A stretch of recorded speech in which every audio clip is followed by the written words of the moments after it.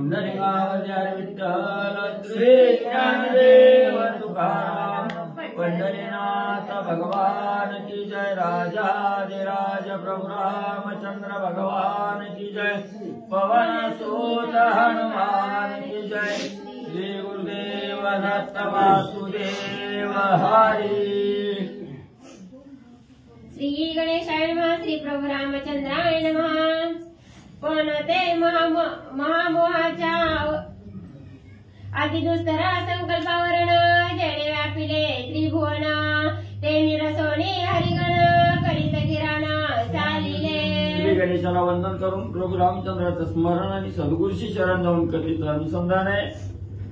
राजा रावणाने असणारा होम हवन विधी त्या ठिकाणी करत असताना अतिशय दारुण असणारं त्या ठिकाणी संकल्प आवरण त्या ठिकाणी टाकलेलं होतं आणि हे संकल्प आवरण म्हणजे त्या ठिकाणी असणारं त्या ठिकाणी आकाश असणारी धरणी आणि असणारं पाताळ त्या ठिकाणी त्रिभुवन म्हणजे त्या ठिकाणी व्यापलेलं आहे आणि एवढं दुस्तर असणारं त्या ठिकाणी संकल्पाचं आवरण वानरांनी त्या ठिकाणी एका क्षणात म्हणजे ते असणारं संपवलं गेलं आणि संपल्यानंतर वानर आनंदाने किरण मारीत असणारं त्या ठिकाणी म्हणजे जाऊ लागले। सद्गुरूचे कृपे पुढे संकल्प काय सेवा पुढे जेवी रवी पुढे विहुडे तेवी उडे अभावत्वे। मग त्या ठिकाणी म्हणजे असणारं त्या ठिकाणी सद्गुरूची कृपा म्हणजे मस्तकावर झालं की त्या साधकाला म्हणजे कसलंही दुर्धर संकट त्या ठिकाणी आलं की एका क्षणात असणाऱ्या सद्गुरूच्या कृपेनं त्या ठिकाणी म्हणजे नाहीसं करता येतं। म्हणून इथं असणाऱ्या प्रभू रामचंद्राची कृपा असणाऱ्या वानरावर आहे त्या ठिकाणी। म्हणून हे संकल्पाचं हे आवरण जे होतं राजा रावणाने टाकलेलं ते अतिशय क्षुल्लक त्या ठिकाणी होतं। जसं असणारं त्या ठिकाणी सूर्याचं तेज आहे आणि त्या सूर्याच्या तेजापुढे असणारा खड्डोदकीला त्या ठिकाणी जावं आपलं तेज त्या सूर्याला त्या ठिकाणी दाखवावं तसं म्हणजे त्या ठिकाणी राजा रावणाची म्हणजे अवस्था त्या ठिकाणी झालेली आहे। करीत राम नाम गर्जना अतिबळीयाडे वंडरगणा देत किराणा चालिले। आणि अतिशय बलवान असणारी त्या ठिकाणी वानर मंडळी ह्या असणाऱ्या त्या ठिकाणी संकल्प आवरणाचं एका क्षणात असणाऱ्या रामनामाची गर्जना करत म्हणजे त्या ठिकाणी खंडन केलं आणि खंडन केल्याबरोबर वानर मंडळी आनंदाने असणाऱ्या राजा रावणाच्या होमाचा विध्वंस करण्यासाठी जाऊ लागलेली आहे। तो लंकापती काळमुखा त्रिजगती चोरणी आणि सीतासती तेनेची शांती झाली त्याची। आणि वानर गर्जना करून त्या ठिकाणी बोलू लागलेले आहे ज्यानं आमच्या असणाऱ्या स्वामीची कांता असणारी सीता त्या ठिकाणी आणलेली आहे चोरून आणलेली आहे। तो असणारा राजा रावण त्या ठिकाणी कुठं आहे म्हणजे या त्रैलोक्यामध्ये ज्याचं असणारं तोंड त्या ठिकाणी काळं झालं ज्यानं असणाऱ्या सीतेला चोरून त्या ठिकाणी आणलं त्या आणल्यामुळेच म्हणजे असणाऱ्या राजा रावणाची आज म्हणजे त्या ठिकाणी शांती म्हणजे होणार आहे। भस्म झाले आवरणे आता काय करावे रावणे जीव घेऊन पळून जाणे अन्यथा जीने दिसेना। मग ज्या वेळेस असणारी आवरण म्हणजे राजा रावणाने टाकलेली होती ती सर्व आवरणाचं खंडन म्हणजे वानरांनी त्या ठिकाणी केलं। राजा रावणाजवळ दुसरा पर्याय त्या ठिकाणी उरला नाही म्हणून राजा रावणाचं आता खरं काय त्या ठिकाणी नाही एक तर असणारा जीव त्या ठिकाणी गमावणं आणि रणभूमी सोडून पळून जाणं एवढंच दोन पर्याय म्हणजे राजा रावणावर शिल्लक राहिलं।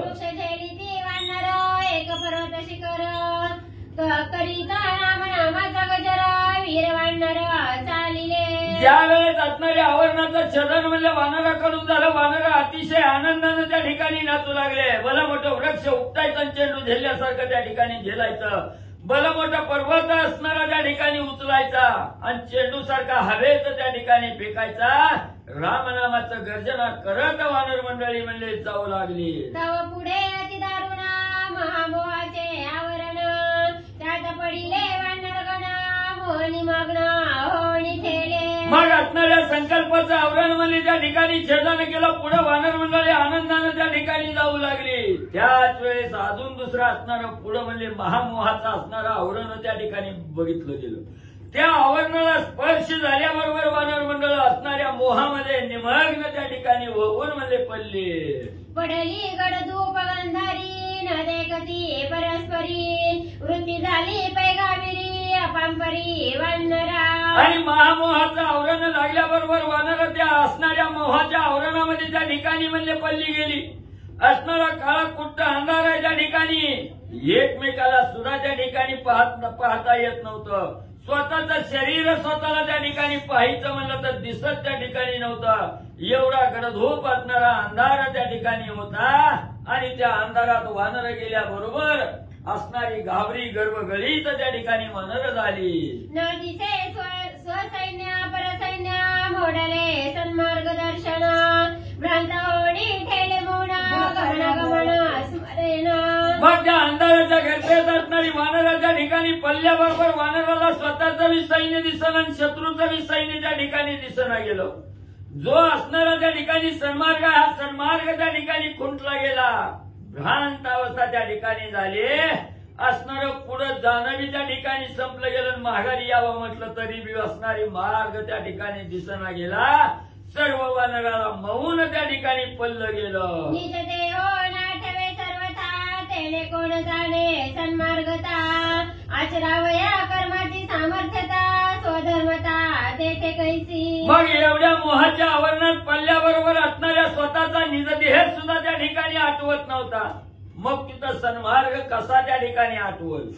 जिथं असणाऱ्या देहाची बुद्धीच त्या ठिकाणी खुंटीत झाली. तिथं असणारा म्हणजे गमनागमन करण्याचा मार्ग सुद्धा त्या ठिकाणी संपला गेला. असणारं जे कर्माचं आचरण आहे हे कर्माचं आचरण करण्याचं त्या ठिकाणी राहून गेलं. स्वधर्माचा सुद्धा विसर आणि वानराला पडला गेला. बुद्धी होणी ठेली अंध चित्त झाले पैस्तब्ध.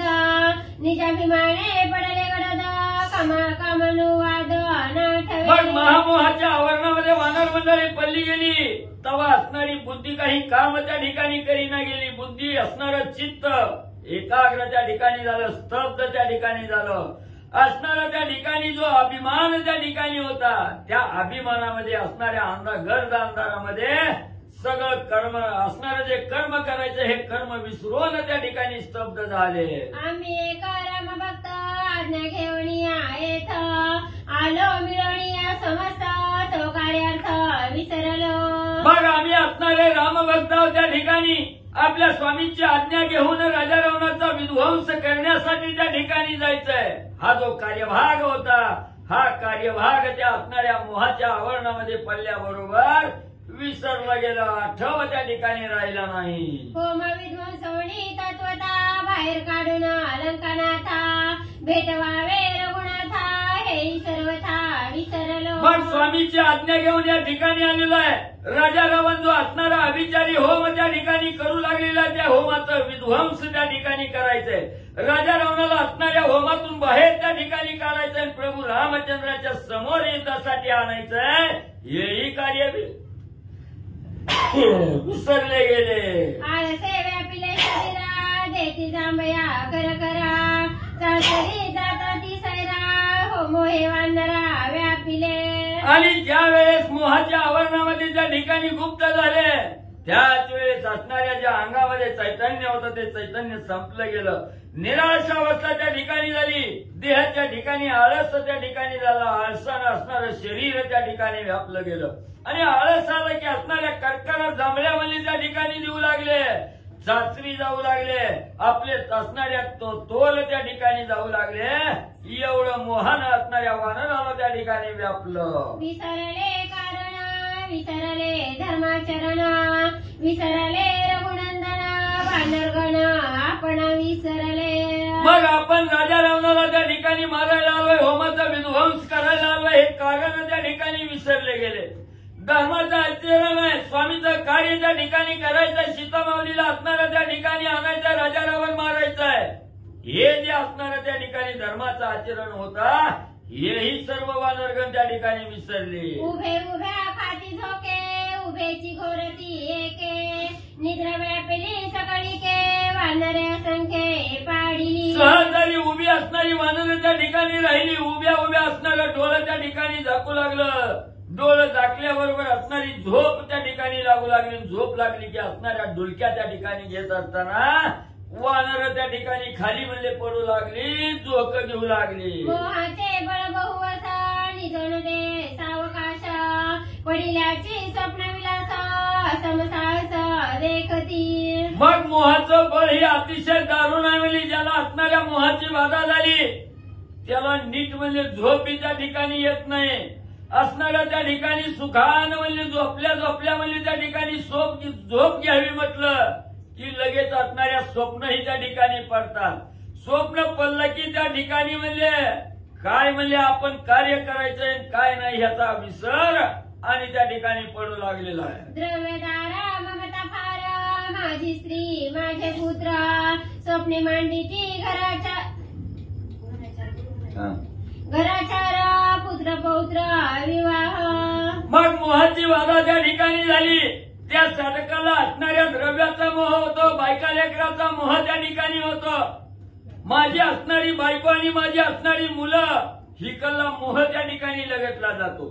स्वप्नात सुद्धा त्या ठिकाणी सारखं माझा असणारा प्रपंच माझी बायको माझी लेकरं हीच म्हणजे स्वप्नात मी त्या ठिकाणी दिसतंय.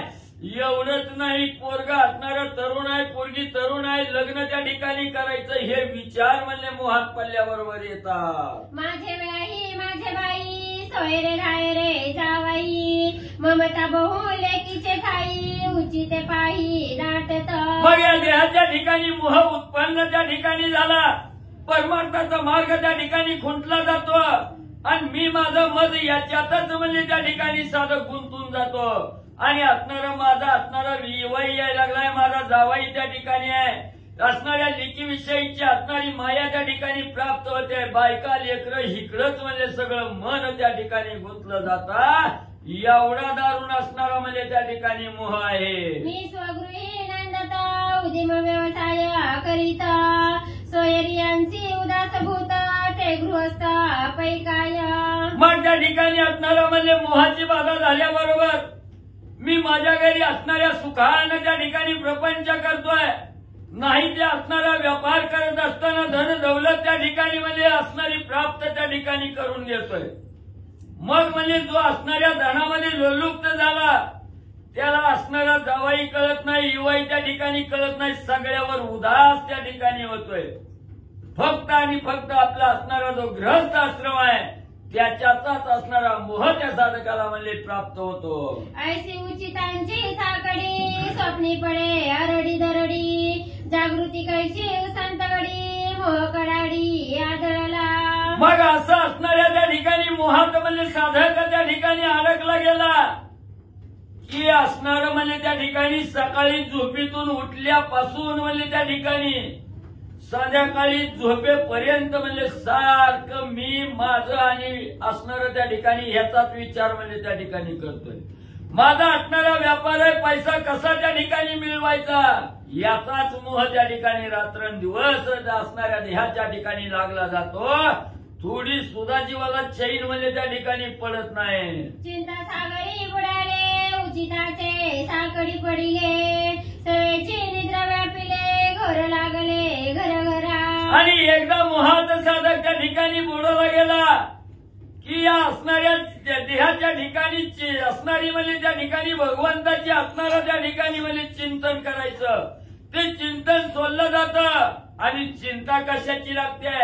आज 100 रुपये कसं घरात येतील कसं असणाऱ्या बायको लेकराचा उदरनिर्वाह त्या ठिकाणी भागवायचा ही चिंता त्या ठिकाणी लागली जाते. आणि चिंता लागली की असणारी त्या ठिकाणी सुखानं झोप त्या ठिकाणी येत नाही. मग सुखानं झोप त्या ठिकाणी नाही आली की असणारी स्वप्न त्या ठिकाणी पडतात. आणि गार झोपावं म्हणलं की असणारं त्या ठिकाणी म्हणजे घरामध्ये तो साधक बोलत राहतो. एक उठवणा वसनती एक तयांसी दडपिती तव तेही मोहे व्यापी जेती स्वयंबरती मी माझे. मग त्या ठिकाणी सुखानं झोप घ्यायची म्हणलं की झोपीत सुद्धा म्हणजे त्या ठिकाणी उसंतय म्हणजे माझं 10 रुपये इथं ठेवलं दिसलं नाही तर कुठं गेलं. माझी असणारी पोरं त्या ठिकाणी उपाशी राहिली. आज काय मिळवलं नाही उद्या काय असणार त्या ठिकाणी मिळवणार आहे याचा असणारा विचार करत दिवसभर राहिलं की संध्याकाळी म्हणजे झोपीत सुद्धा त्या ठिकाणी उसणून उठतोय म्हणजे त्या ठिकाणी. आणि त्याला कोण म्हणजे त्या ठिकाणी उठवायला गेलं जागा होऊन सावध होऊ म्हणायला गेलं की टीव्ही म्हणजे त्याच्या मोहात त्या ठिकाणी व्यापला जातोय आणि टीव्ही म्हणजे त्याच्यासारखं बरळत पडतंय. त्या मोहाचा निवर्तक वैराग्ययुक्त विवेक त्याने हनुमान सबळ देख मोहनिशेष उडविला. मग त्या मोहाचं असणारा त्या ठिकाणी म्हणजे निवारण करणारा, त्या मोहाला नाहीसा करणारा त्या ठिकाणी ज्याच्याजवळ असणारं वैराग्य आणि असणारा विवेक आहे, तो असणारा हनुमंतरायांनी त्या ठिकाणी पाहिलं गेलं. आणि ह्या असणारे जे मोहाचं आवरण आहे, या मोहाचं आवरण म्हणजे वैराग्य, विवेक आणि वैराग्याशिवाय म्हणजे त्या ठिकाणी संपवता येत नाही. अशा हनुमंतांनी त्या मोहाचं निवारण म्हणजे केलं. विवेक वैराग्य समेळी देता नामाची आरोळी महामोहाची झाली होळी वानर तत्काळी सोडविले. आणि म्हणजे ज्याच्याजवळ असणारा विवेक आहे आणि असणारा वैराग्य आहे त्या ठिकाणी, हे असं असणाऱ्या हनुमंतांनी म्हणजे प्रभू रामचंद्राच्या रामनामाची गर्जना त्या ठिकाणी केली.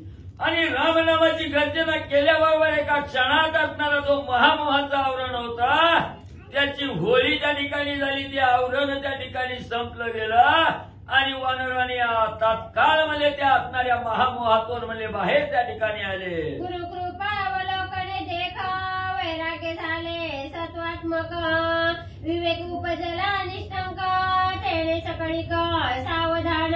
मग असणाऱ्या सद्गुरूची कृपा म्हणजे असणाऱ्या मस्तकावर त्या ठिकाणी झाली. आणि सद्गुरूची कृपा झाल्याबरोबर असणाऱ्या हनुमंताच्या अंगी जे वैराग्य होतं, ते वैराग्याचं सत्व म्हणजे त्या ठिकाणी दाखवलं गेलं. लगेच दाखवल्याबरोबर असणारा विवेक त्या ठिकाणी जागृत झाला. म्हणजेच हनुमंतराय त्या ठिकाणी सज्ज झाले. आणि ज्या वेळेस देहाच्या ठिकाणी विवेक जागृत होतोय, तेव्हा असणारा सगळा मोह म्हणजे त्या ठिकाणी संपला जातो. तशी अवस्था हनुमंतांनी केली. महामोहाचे मूळ तत्वता अहंता आणि ममता तिच्या करवया खाता सविवेकता वैराग्य. मग महामोह असणारा जो महामोह आहे, ह्याचं मूळ काय आहे त्या ठिकाणी? ज्याच्या ठिकाणी असणारा अहंकार आहे आणि असणारी माया आहे म्हणजे त्या ठिकाणी, या अहंकाराला आणि असणाऱ्या मायेला त्या ठिकाणी जर घात करायचा असेल, त्याला संपवायचा असेल, तर तिथं असणारा विवेक आणि वैराग्य त्या ठिकाणी यावं लागतं. जिथं विवेक आणि वैराग्य त्या ठिकाणी येत आहे, तिथं म्हणजे असणारा हा अहंकार आणि असणारी ममता माया म्हणजे त्या ठिकाणी राहत नाही. अशा असणाऱ्या महामोहाच्या आवरणाचं खंडन म्हणजे असणारं ज्यानं म्हणजे विवेक आणि वैराग्य धारण केलेलं अशा हनुमंतांनी खंडन केलं. गुरु संप्रदाय जाणा स्वस्त वैसले हरिगण स्वस्त करोणी अंतकरण निज विवंचना स्वयं करीती. मग असणारा त्या ठिकाणी म्हणजे गुरुचा असणारा भक्त, स्वामीचा असणारा भक्त हनुमंतराय आहे. या हनुमंतरायांनी ज्या वेळेस मोहमायेचं खंडन त्या ठिकाणी केलं, त्यावेळेस वानर मंडळी आनंदी त्या ठिकाणी झाली. स्वस्थ म्हणजे एका ठिकाणी निवांत बसले गेले.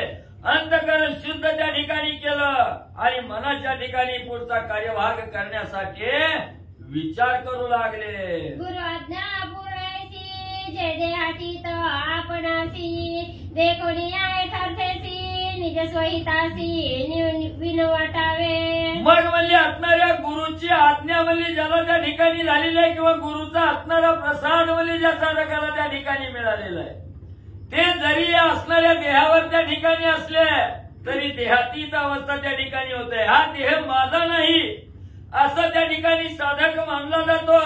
आणि असणारं त्या ठिकाणी पुढचं असणारं जे कार्यभाग आहे त्या ठिकाणी, हा कार्यभाग आपला असणारं ज्याच्यात म्हणजे हित साधता येतं, जे स्वहित आहे असं असणारं कार्य करण्यासाठी ते साधक म्हणजे देहावर येतात. दैवी सरोळी गुरुवचना वृता पडिले असावधान पुढे ओढवल्या पतन सोडवी कोण आम्हासी. मग ते असणारं म्हणजे गुरुचं वचन आहे, ते असणारं त्या ठिकाणी विसरलं गेलं. म्हणून म्हणजे आपली असणारी बेसावध अवस्था त्या ठिकाणी झाली. आणि पुढे असणारा आपला घात त्या ठिकाणी होणार आहे, किंवा पतन त्या ठिकाणी होणार आहे. आणि हे घात झाल्यानंतर आपल्याला कोण त्या ठिकाणी सोडवणार आहे, ही अवस्था केव्हा जेव्हा असणाऱ्या गुरुचं असणारं वचन त्या ठिकाणी उल्लंघन झालं. गुरुचं वचन म्हणजे त्या ठिकाणी विसरलं की असणाऱ्या मनाच्या ठिकाणी चिंता होते की आपल्यावर जर संकट त्या ठिकाणी ओढवलं तर आपल्याला सोडविणारा म्हणजे कोण आहे. जो गुरुवचनासी विसरे कामातुरे अति भरे काळसे काही न स्मरे निद्रा भरे अति भ्रांत. आणि जो साधक म्हणजे असणाऱ्या गुरुचं असणारं वचन म्हणजे त्या ठिकाणी विसरतोय, त्याचा असणारा ठिकाणी म्हणजे गुरुच्या वचनावर म्हणजे त्या ठिकाणी विसरला जातोय तो साधक म्हणजे अतिशय कामातुर अवस्था म्हणजे त्या साधकाची होते. त्याच्या जवळ अखंड असणारा आळस म्हणजे त्या ठिकाणी भरतोय आणि आळस भरला की कशाचंही स्मरण त्या ठिकाणी राहत नाही. निद्रेनं असणारा व्यापला जातो आणि असणाऱ्या मनाच्या ठिकाणी भ्रांती म्हणजे चालली जाते. गुरुसीना स्मरण जाणार विषयी लुब्धच्या पूर्ण तो तवा नागवला जाणार नाही स्मरण गुरुचे. मग म्हणजे त्या ठिकाणी आपला असणारा कार्यभाग साधण्यासाठी म्हणजे त्या ठिकाणी गुरुचं स्मरण करावं आणि हे असणाऱ्या गुरुचं स्मरण म्हणजे त्या साधकानं त्या ठिकाणी केलं नाही आणि गुरुला विसरला गेला विषयामध्ये लोलुप्त त्या ठिकाणी झाला तो नक्की म्हणजे त्याची नागवण म्हणजे झाल्याशिवाय राहत नाही. ज्याला असणाऱ्या गुरुचं स्मरण त्या ठिकाणी होत नाही गुरुची आठवण त्या ठिकाणी येत नाही त्या साधकाची दयनीय अवस्था झाल्याशिवाय म्हणजे राहत नाही. कामातुरा नरक दारुणा निद्रिता उभया लोकशून्य आळसी तो वृथा जाण करी पोषण देहाचे. मग म्हणजे असणाऱ्या गुरुचं स्मरण त्या ठिकाणी विसरला गेलेला साधक म्हणजे कामातुर होतं आणि कामातुर झालेल्या साधकाला नरकाशिवाय म्हणजे त्या ठिकाणी पर्याय राहत नाही. नरक म्हणजे त्या ठिकाणी भोगावा लागतो आणि रात्रंदिवस असणाऱ्या निद्रेत म्हणजे सगळं आयुष्य त्या ठिकाणी जात आहे. आळशीपणा त्या ठिकाणी जात आहे. फक्त जे आपण असणारं त्या ठिकाणी अन्न प्राशन करतोय ही फक्त देहाला त्या ठिकाणी म्हणजे ताजं ठेवण्यासाठी या देहाची असणारी भूक भागवण्यासाठी म्हणजे असणारं अन्न त्या ठिकाणी खायचं आहे.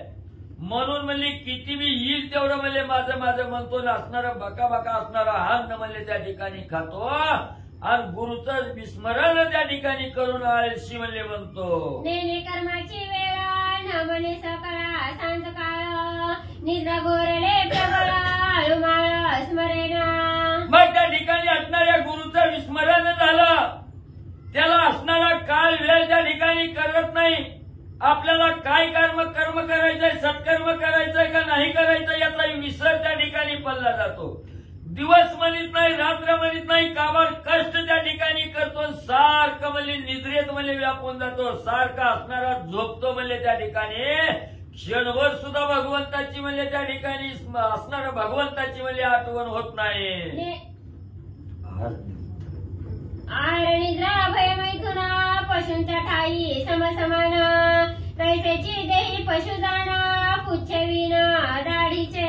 मग त्या ठिकाणी आहार असणारं फक्त खायचं झोपायचं आणि असणारं मैथून म्हणजे करायचं ही कुणाच्या ठिकाणी असणाऱ्या जनावरांच्या ठिकाणी म्हणजे त्या ठिकाणी आहे. सर्व योनी समसम सगळ्या योनीत आहे चार गोष्टी आहार निद्रा भय आणि मैथून म्हणजे ह्या चार गोष्टी म्हणजे असणाऱ्या मनुष्याच्या बी ठिकाणी आहेत पशूच्या बी ठिकाणी आहेत. चार योनीच्या ठिकाणी म्हणजे ही असणारी समसमान अवस्था आहे त्या ठिकाणी. तसंच असणाऱ्या त्या ठिकाणी म्हणजे ह्या देह प्राप्त झालेला जो पशु आहे गाडीतून पशु मानवासाठी दोन आकडे. मग हे जे असणारे चार म्हणजे असणारे पशु आहेत त्यापैकी असणारा जो मानव आहे हा असणारा दाढी विना असणारा फक्त दाढी आहे म्हणजे त्याला शिफ्टी नाही शिफ्टी विना दाढीचा आणि म्हणजे माणूस आहे. पशु भेडविता परतापळे विषयी नरक भये न कंटाळे गोर नरक अंगी आदळे तरी खवळे अधिकची. मग म्हणजे त्या ठिकाणी असणारं म्हणजे ही जी चार असणाऱ्या प्रकारात आहार निद्रा भय आणि मैथून म्हणजे हे ठिकाणी हे पशुच्या अंगी आहे समान आहे सगळ्याला. पण पशुची अवस्था कशी आहे त्या ठिकाणी हे असणाऱ्या पशुला म्हणजे थोडी तरी भीती त्या ठिकाणी दाखवली की तिथून पशु म्हणजे त्या ठिकाणी पळून जातोय.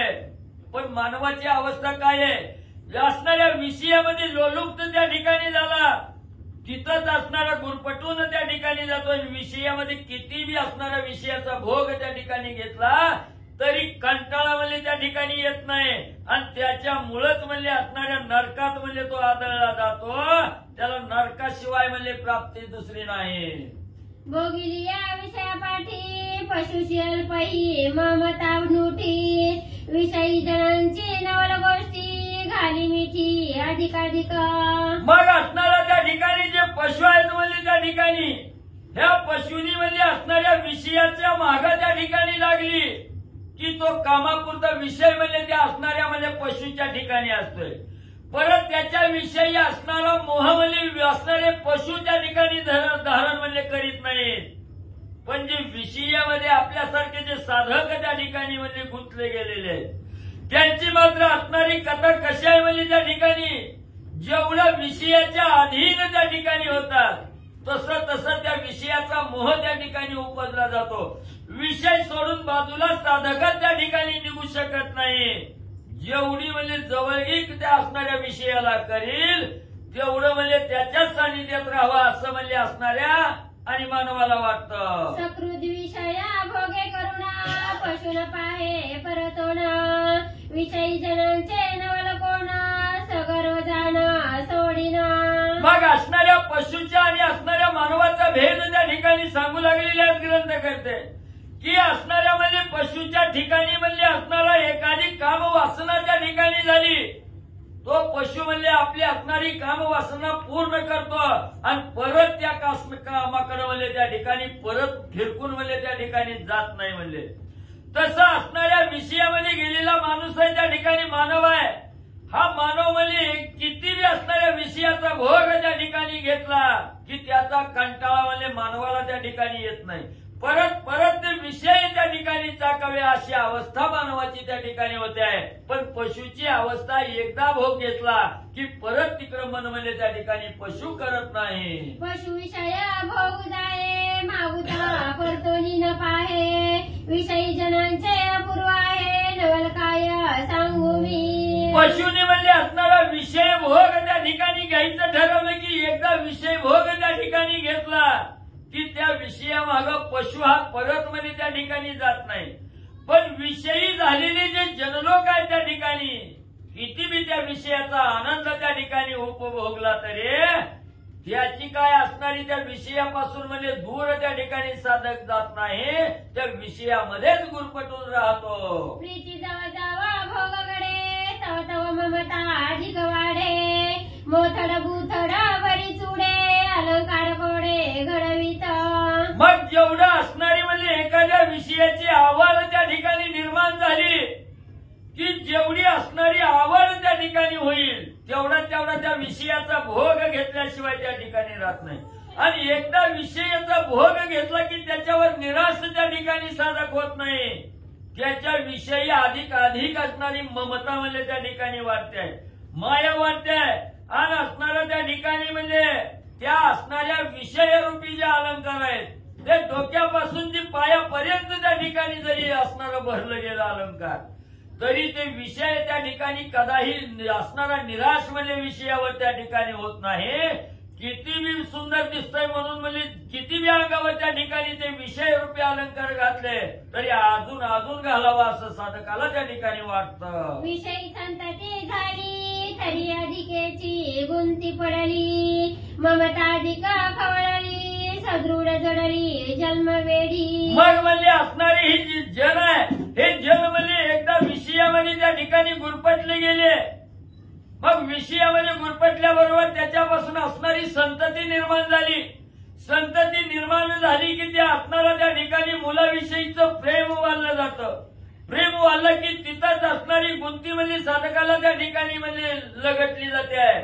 मग माझा असणारा मुलगा आहे त्याच्यापासून असणारी त्या ठिकाणी सून आली बायको आली लेकरं आली पोरं आली नातवंड आली तिथंच असणारा साधक त्या ठिकाणी गुंतला जातो आणि या असणाऱ्या प्रपंचाचा असणारा मोह त्या ठिकाणी उपजला जातो. एवढं या जन्माला येऊन म्हणजे त्या ठिकाणी ह्या असणाऱ्या विषयानं वेळ म्हणजे साधकाला लागतं. चित्ता साकडी पडे ते अधिकाधिका डाव चढे ऋणा माझी सफाई पुढे नरक पुढे अनिवार. मग चित्ताच्या ठिकाणी फक्त आणि फक्त विषयाची आवड त्या ठिकाणी लागते. ह्या विषयाचं साकडं एकदा चित्ताच्या ठिकाणी पडलं की ते परत म्हणजे असणारं साकडं म्हणजे फेरायला त्या ठिकाणी म्हणजे येत नाही. त्याच्यात त्या ठिकाणी साधक गुंतला जातो आणि परत असणारं जे ह्या पापात्मक जे ऋण आहे ह्या ऋणातून त्या ठिकाणी मुक्त होत नाही साधक. पुढे असणारा म्हणजे त्याला ह्या विषयामध्ये पडल्यामुळं दारुण असणारा नरक म्हणजे त्या ठिकाणी भोगावा लागतोय. एवढी विषयाची गती म्हणजे साधकाला त्या ठिकाणी भोग देते. एका विषयाची ऐसी गती अहम ममता नागविती आळसी निद्रिस्थाची स्थिती ते सकळीती सांगेन. मग नुसता एक असणारा विषय आहे म्हणजे त्या ठिकाणी एवढा विषय त्या ठिकाणी धारण केला की एवढी असणारी अहंकार ममता त्या ठिकाणी म्हणजे नागवण होते. विषया पुढे इथं म्हणजे दुसरं काहीच म्हणजे त्या ठिकाणी येत नाही. विषयामध्ये लोलुप्त त्या ठिकाणी झाला की झोपेला जवळ करतो ना आळसाला म्हणजे त्या ठिकाणी जवळ करतोय. मग बाकीचे जे असणारे म्हणजे त्या ठिकाणी अनेक विषय आहेत त्याच्याविषयी ह्या विषयामध्ये त्या ठिकाणी लोलुप्त झाल्यानंतर काय साधकाची अवस्था होते पुढे म्हणजे असणारं थोडक्यात माहिती सांगतो. कोटी वेळची सुवर्ण नरदेहीचे आयुष्य जाणं न मिळे दक्षिणा नाना साधने करीताही. मग त्या ठिकाणी ग्रंथकर्ते सांगू लागलेले आहे हा जो असणाऱ्या साधकाला म्हणजे त्या ठिकाणी नरदेह त्या ठिकाणी प्राप्त झालेला आहे. हा नरदेह कुठनंही विकत आणायचा म्हटलं तरी त्या ठिकाणी प्राप्त होत नाही. कितीही कोट्यावधी असणारं त्या ठिकाणी कोट रुपयाचं सोनं त्या ठिकाणी दिलं मला सुंदर असणारा देह त्या ठिकाणी द्या म्हटलं तर कोणीही त्या ठिकाणी देह त्या ठिकाणी प्राप्त होत नाही. हा नरदेह असणारा त्या ठिकाणी मिळालेला यानं असणारं जे आयुष्य आपण त्या ठिकाणी वेचणार आहे. मग कुणी असणारं 100 वर्ष 70 वर्ष त्या ठिकाणी आयुष्य असणारं त्या ठिकाणी घालवलं गेलं तरी सुद्धा हा असणारा देह त्या ठिकाणी म्हणजे आपल्याला प्राप्त त्या ठिकाणी करता येत नाही. नवनवं कितीही नाना प्रकारची साधनं जरी त्या ठिकाणी देह मिळवण्यासाठी केले तरी हा देह अनायासे त्या ठिकाणी प्राप्त होत नाही. असा अनमोल असणारा नरदेह म्हणजे साधकाला त्या ठिकाणी मिळालेला आहे. शीनता नाना साधने सहसा नरदेह या जनी न मिळे पैत्री बोळी त्याची हानी होत असे. मग हा देह म्हणजे त्या ठिकाणी नरदेह मिळावा म्हणून आतुनात असणारं कष्ट त्या ठिकाणी केलं. रात्रंदिवस असणारा आळस केला नाही झोप खाल्ली नाही मला असणारा सुंदर देह त्या ठिकाणी मिळावा म्हणून तरी सहसा हा नरदेह कुणालाच म्हणजे त्या ठिकाणी प्राप्त करता येत नाही किंवा मिळवता येत नाही. ह्या त्रिभुवन जरी पालतं त्या ठिकाणी घातलं तरी एवढा अनमोल देह पुन्हा म्हणजे त्या ठिकाणी प्राप्त करता येत नाही. पण जे विषयामध्ये लोलुप्त साधक झाले त्यांना म्हणजे या नरदेहाची हानी करण्याशिवाय दुसरं कायच म्हणजे त्या ठिकाणी सुचत नाही. स्वेच्छावेचे विषय सेवनी उसंत नाही क्षणोक्षणी विपाये उरे शेष म्हणून तेने हिरोणी सुषुप्ती. मग हा जो अनमोल नरदेह त्या ठिकाणी साधकाला मिळालेला आहे मग एवढा साधकाला मिळालेला नरदेह त्या ठिकाणी सत्कारणी लावावा परमार्थाच्या मार्गाला त्या ठिकाणी लावायचा सोडला जातो. मोह मायेमध्ये असणारा साधक त्या ठिकाणी गुंतला जातो आणि मनाला वाटेल त्या विषयाचं सेवन त्या ठिकाणी करतो. एकदा विषयामध्ये त्या ठिकाणी गुरफटला गेला की त्याला असणारा क्षणोक्षणी थोडा सुद्धा विसावा म्हणजे त्या ठिकाणी मिळत नाही. असणारा त्या ठिकाणी काही जरी असणारा त्या ठिकाणी म्हणजे थोडं सुख त्या ठिकाणी भोगावं म्हटलं की महागा असणारा त्या ठिकाणी मोह उपजला जातो. विषयाची घोर असणारी निद्रा त्या ठिकाणी लागली जाते. विषयामध्येच साधक त्या ठिकाणी गुरफटला जातो. नेणे कर्माची वेळ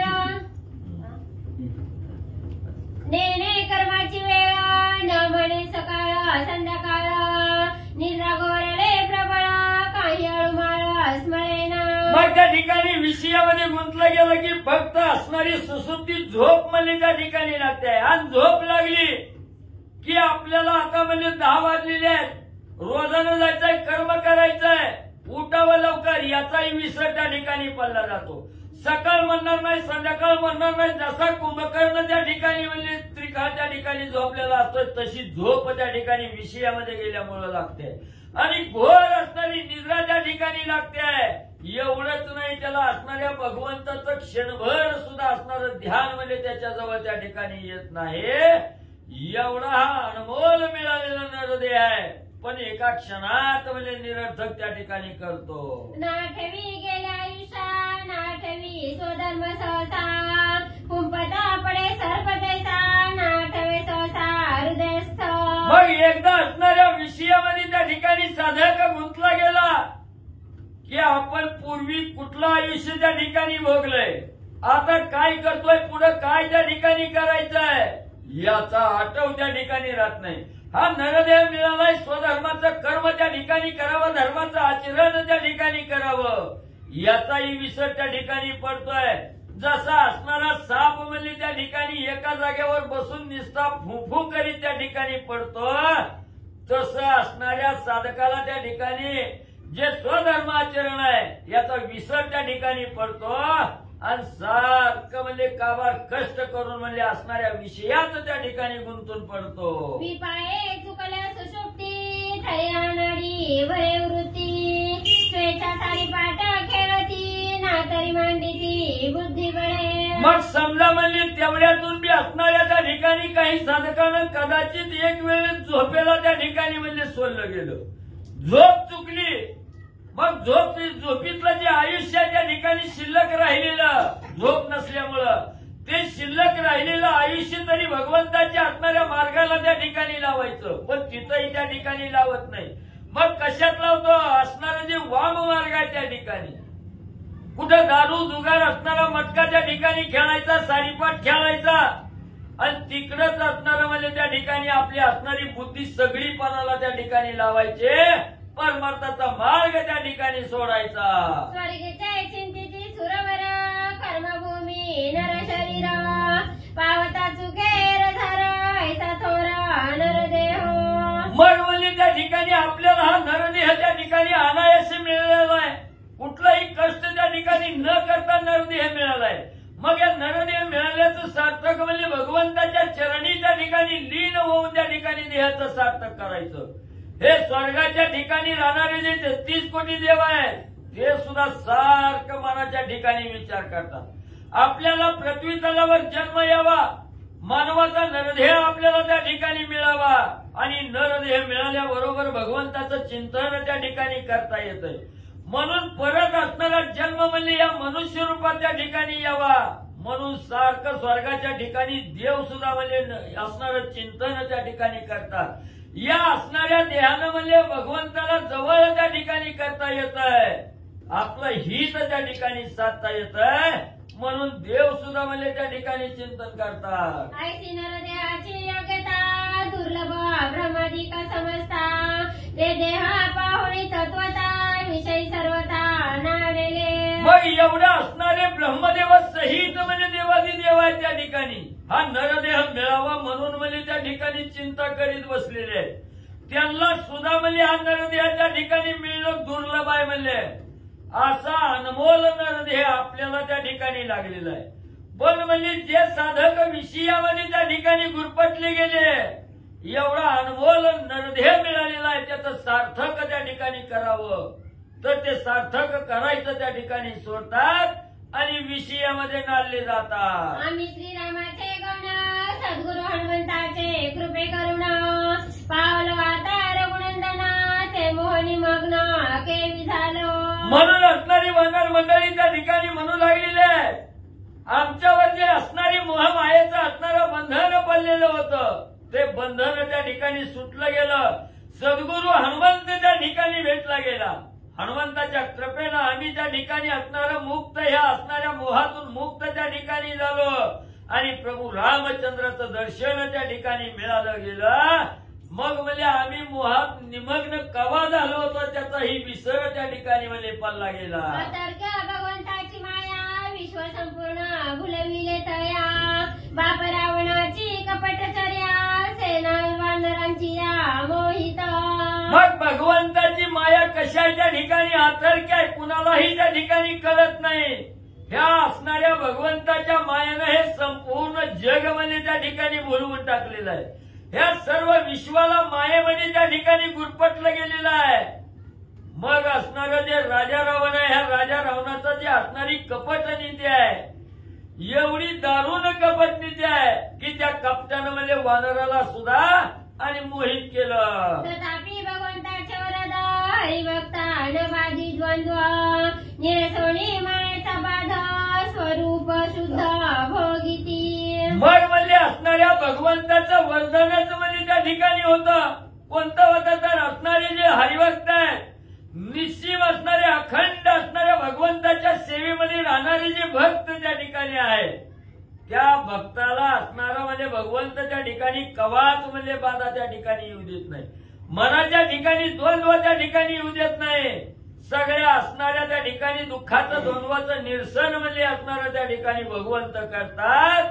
एवढं म्हणजे असणाऱ्या वानरावर जे संकट त्या ठिकाणी आलेलं होतं, या संकटाचं निरसन म्हणजे त्या ठिकाणी भगवंताच्या कृपेनं झालं.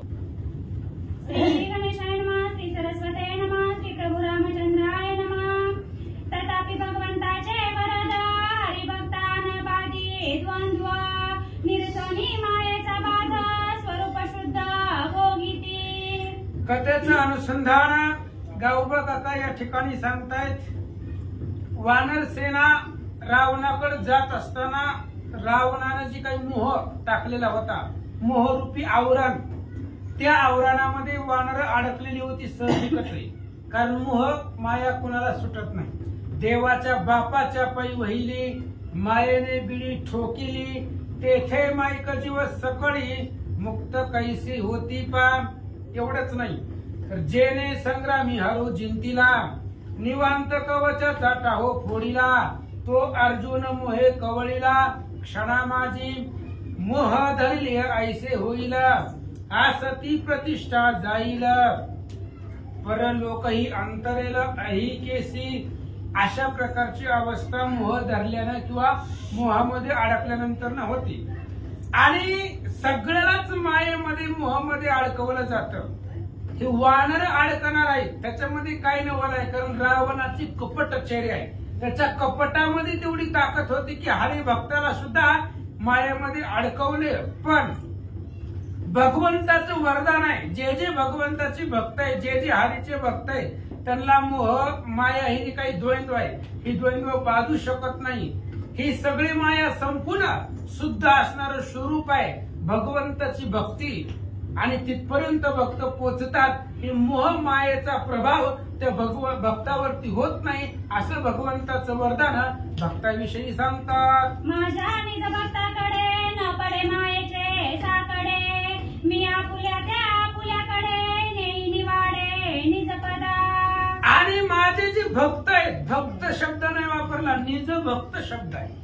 जे माझे निज भक्त आहेत म्हणजे ज्यांचा विषयच भगवंत आहे, त्यांना दुसरं काही सुद्धा आवडत नाही, आठवत नाही, असे जे भक्त आहेत त्या भक्तांकडे मायेचं संकट येतच नाही, माया त्यांना बाधतच नाही. जर समजा त्या भक्तांकडे माया आलीच तर ती असणारी माया मी आपल्याकडे घेतो आणि माझे जे भक्त आहेत, निज भक्त आहेत, त्यांना माझ्या पदावरती नेऊन पोचवतो असं या ठिकाणी सांगतात. सूर्यासी उगवता तमा अल्पही न पडे दुर्गमा, देवी भक्ता माया दुर्गमा अति सुगमा हरिभक्ता. आणि सूर्य जर उगवला तर सूर्य उगवल्यानंतर ना अंधार सगळा संपतो. सूर्याची किरण पृथ्वीवर पडल्यानंतर ना अंधार नाहीसा होतो, अल्पही अंधार राहत नाही. तशा पद्धतीने माया दुर्गम आहे, माया जड आहे. पण कुणाला जे अभक्त आहे, जे अभक्तांना माया जड आहे, दुर्गम आहे. पण जे भक्त आहे त्यांना सुद्धा माया सोपी आहे, सुगम आहे. मायेचा प्रभाव माझ्या भक्तावर होतच नाही. तेच वानर माझे भक्त आहेत म्हणून मायेमधून सुटले. सुगम म्हणता साच दिसे परिसत्यत्व निशेष नसे, निज भ्रमे ते आभासे निद्रावशे स्वप्न जेवी. आणि ही जी माया आहे ती माया कशी असते? माया म्हणजे भ्रम, जे नसतंय पण जे नसतंय पण भासतंय, नाही पण आपल्याला दिसतंय, तशा पद्धतीची माया असते. ती माया सुद्धा संपते, नासते. पण कधी जसं स्वप्न आहे, आपण झोपीमध्ये स्वप्न पडतो आणि स्वप्न तेवढ्या पुरतं सुषुप्तीमध्ये स्वप्न असतं, आपण जागृतीला आलं की स्वप्न समूळ संपतं. तशा पद्धतीने माया भक्ताकडे असते, स्वप्नवत माया असते, तात्पुरती भक्ताकडे माया असते. झोपीतून जागा झाल्यानंतर जसं स्वप्नाचा अभाव होत नाही, तशा पद्धतीने माया मोह भ्रम यांचा अभाव माझ्या भक्ताला होत नाही. बाकी अभक्ताला सगळी माया मोह अवजडच आहे.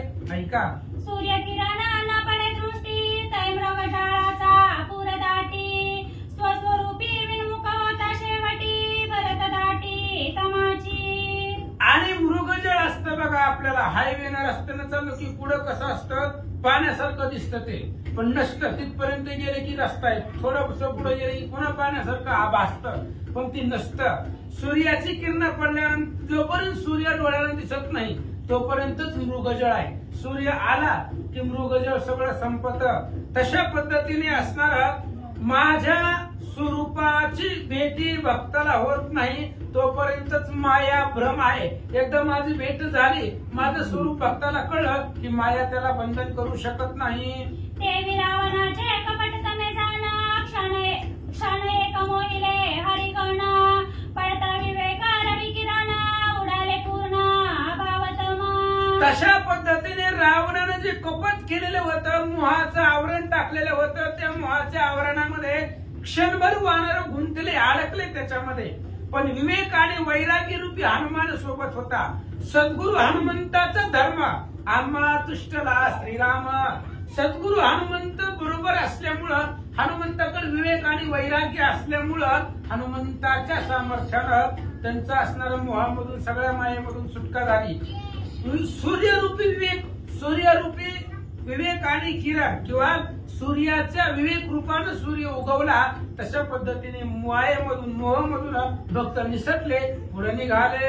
उदय येता बाधार का, ज्ञानतमा निश्चय का, उडून गेले एका ज्ञान उका देखा उजळली. आणि मग जोपर्यंत बोध होत नाही, ज्ञानाचा उदय होत नाही, बोधाचा उदय होत नाही तोपर्यंतच अज्ञान आहे. अज्ञान कुठपर्यंत आहे? जोपर्यंत ज्ञान होत नाही तोपर्यंत अज्ञान आहे. ज्ञान झालं की अज्ञान संपत. बुद्धीच्या ठिकाणी बोध झाला की अज्ञान संपत. तशा पद्धतीने सगळं असणारं उडून गेलं ज्ञान.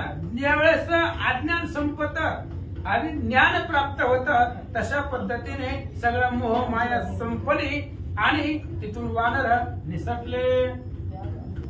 बोधर्काच्या किरण देखा, भ्रम उडाला निश्चय का, सावध झाले सविवेक, पूर्वाणिक पुढे झाले.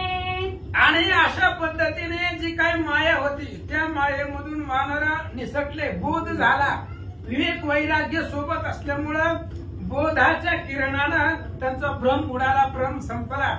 सावध झाले आणि सावध होऊन पुढे निघाले. पुढे गेल्यानंतर ना मोहाच्या आवरणामधून पुढे वानरगण निघाले. एक अपूर्व बघितलं, काय झालं ऐका. विज्ञानमय कोश जाण, केवळ तमाचे आवरण, भेदताची हरिगण, पुढीलही जाण भेदिले. आणि पहिलं राक्षसांचं आवरण होतं, दुसरं मोहाचं आवरण होतं, तिसरं असणारं तम अंधार, गुडधुप्प अंधार होता. आणि ते असणारा अंधाराचं सुद्धा निवारण करत करत वानर पुढे निघाले. पुढचं आवरण ऐका. नाम बळे सावस, करिता विवेक सावकाश, झाला तमाचाही रास, स्वप्रकाश त्रिजगती. अंधारामध्ये वानर अडकलेली होती. भयंकर अंधार होता, स्वतःचं शरीर सुद्धा दिसत नव्हतं. एवढं तम रूपी अंधार रावणानं आवरण म्हणून, संरक्षण म्हणून ठेवलेलं होतं. पण विवेक आणि नामस्मरण वानरांच्या कंठामध्ये सुगंधित असल्यामुळं नामस्मरणाच्या बळावरती सगळा अंधार संपला आणि नामबळाच्या स्वप्रकाशानं त्रिजगती उजळून गेली. विवेकाच्या निजनेती निज कारणेसी त्रिपुटी, उडून गेला उठाउटी, शेवी रवी दृष्टी मृगजळ. आणि अंधार त्या ठिकाणी प्राप्त होता, पण विवेकाच्या नेटानं जो काही सगळा अंधार होता तो अंधार संपला गेला. विवेकरूपी प्रकाश निर्माण झाला आणि त्या प्रकाशामधून सगळं असणारा अंधार संपलं. पुढे निघाले ऐका. दृष्टादृश्य दर्शन, ज्ञाता ज्ञेय निज ज्ञान, कर्ता कार्य आणि कारण, यांचे बाण उडाले. मग दृष्ट आहे जो पाहणार आहे, दृश्य आहे जे पाहायचंय, आणि दर्शन पाहिल्यानंतर ज्याचं स्वरूपाचं ज्ञान होतं ते दर्शन. तसं ज्ञेय ज्ञाता ज्ञान, कर्ता कार्य आणि कारण. कर्ता म्हणजे जो कार्य करणार आहे, जो कार्य करतोय, आणि त्याच्यापासून उत्पन्न होणार कारण म्हणजे ज्ञान. ही त्रिपुटी आहे आणि ही सगळी त्रिपुटी संपली. नामस्मरणाच्या बळावरती त्रिपुटीची बोलवण झाली. ऐका. भोग्य भोग भोगता, वाच्य वचन वदता, ध्येय ध्यान आणि ध्याता, भाव सर्वता त्रिपुटीचा.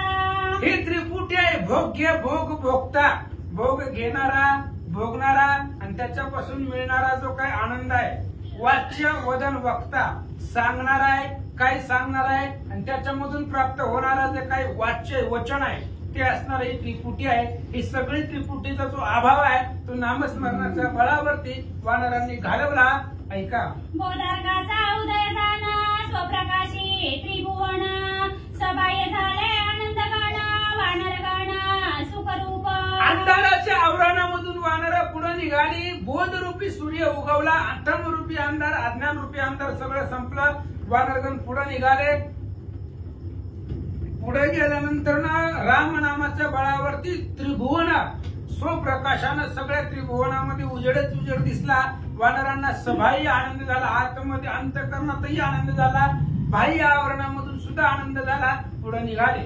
आनंदमया झाली वृत्ती विसरले ते बाह्य स्फूर्ती, निघाले होते रावण घाती तेही स्थिती विसरले. एवढा आनंद झाला, एवढा आनंद झाला. वानरगण निघाले. जे काय रावणाने टाकलेली आवरण होते त्या आवरणाचा भेद करत करत करत वानर निघाले. तमरूपी अंधार संपलं, उजेड त्यांना दिसू लागला. त्याच्यामुळे एवढा आनंद झाला. आपण कुठे चाललोय, काय करायचंय, रावणाच्या यज्ञाचा विध्वंस करायचा आहे, रावणाला मारायचंय, सगळं वानर विसरले. विसरले कार्यकारण विसरले वैरी रावण, विसरले रघुनंदन वानरपण विसरले. सगळंच विसरले. कारण स्थितीच देहाच आनंदमय झालेला होता, तर वृत्तीच आनंदमय झालेली होती. त्याच्यामुळं काय कार्य करायचंय, वैरी असणाऱ्या रावणाला मारायचे तेही विसरले, भगवंतालाही विसरले. आपण वानर आहोत आणि रामचंद्राच्या कार्याला आलेलो आहोत ते सुद्धा विसरून गेले. निज कार्याला जाण रावणाती विचक्षण, रचिले आनंदावरण होम निर्विघ्न साधावया. आनंदाचं आवरण होतं, पुढे एवढा आनंद झाला वानराला. वानर सगळंच विसरले. आपल्याला काय करायचंय, कार्य आणि कारण, कोणतं काम करायचं हे सगळंच विसरले. ही रावणानं टाकलेलं आवरण होतं. आनंदाच्या भरामध्ये सगळंच विसरावं आणि आपला यज्ञ परिपूर्ण पार व्हावा अशा पद्धतीची रावणाची त्या ठिकाणी इच्छा होती. त्याच्यामुळं आनंद आवरण मध्ये रचलेलं होतं.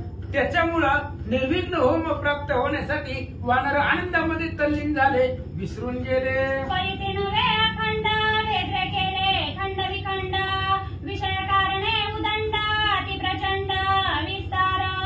आणि जे काय आनंद होता तो आनंद अखंड नव्हता, कधी ना कधी त्याला खंड पडणार होता. आतापर्यंत जेवढे असणारे आवरण वानरांनी भेदले, तसंच ही आनंदाचं आवरण सुद्धा, त्या आनंदाच्या आवरणाचे खंड विखंड वानरांनी करून टाकले. ऐका.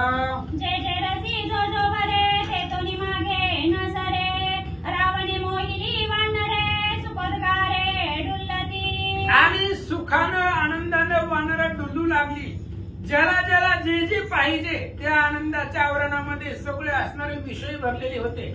ज्याला ज्याला जे जे आवड आहे, ज्याला ज्याला जो जो रस आवडतो, ज्याला ज्याला ज्या ज्या गोष्टीमध्ये आवड आहे ते ती सगळं समोर दिसू लागलं. त्याच्यामुळे वानर सुखानं आनंदानं त्या ठिकाणी तल्लीन झाले आणि आपलं कार्य विसरून गेले.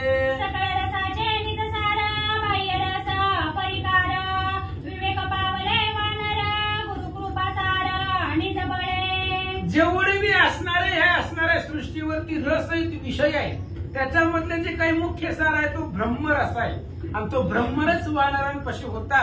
कारण विवेक रूपी हनुमंतराय सोबत असल्यामुळं ती असणारे सगळे जे काही आवरण होते आनंदाचे, त्या आनंदाच्या आवरणामधून वानर बाहेर आले, विवेक पावले. कशामुळे पावले? गुरुकृपा सार निज बळे. हनुमंत रूपी असणारा सद्गुरु बरोबर होता आणि त्या गुरुच्या कृपेनं विवेक निर्माण झाला आणि त्या विवेकानं हे आवरणामधून बाहेर पडले. त्याही माझी अतर्क्य जाण बैसला असे रावण, तेने साधनी विंदान करी हवण अति यज्ञ. आणि आनंद आवरणाचं भेद केल्यानंतर, ते आवरण पार केल्यानंतर मग असणारा अतर्क्य, जो कोणालाही तर्क करवता येणार नाही, कोणालाही दिसणार नाही, अशा अवस्थेमध्ये अहंकार रूपी रावण बसलेला होता. अशा प्रकारचं अधृढ विंधान त्या रावणानं साधलेलं होतं. सहसा कुणीही आपल्यापर्यंत पोचणार नाही अशी व्यवस्था करून अंतरके गतीनं रावण बसलेला बघितला. त्यासी देखताची दृष्टी सासावल्या वानर कोटी निरसिता वरण कोटी रावण दृष्टी देखिला. आणि अशा पद्धतीने सगळं त्या ठिकाणी त्या रावणाला पाहिलं. रावणाला पाहिल्यानंतर ना कोट्यवधी वानर सरकली पुढं, कारण ही सगळी आवरणं संपलेली होती. आणि पुढं कोट्यवधी आवरणाचा भेद करून आल्यानंतर अनेक संकटामधून आल्यानंतर रावण यज्ञ करत बसलेला सर्व वानरांना दिसला. जेवी गुळा माझी दगड दिसे गुळाची सारिका गोड तोंडी घालिता अवघड करीतो पाडा दातांचा. उदाहरण दिलं ग्रंथकर्त्यांनी. गुळ असतो गुळ, आणि त्या गुळाच्याच आकाराचा दगड असतो, तेवढाच असतो, तसाच कलरचा असतो. लवकर आपल्या लक्षामध्ये येत नाही. तो असणारा खडाच गुळ म्हणून खावा. खाल्ल्यानंतर काय होतंय, दात पडणार आहे, दुसरं काय होणार आहे. गुळ दिसतो पण नसतो, ते खडा असतोय. तशा पद्धतीने ऐका.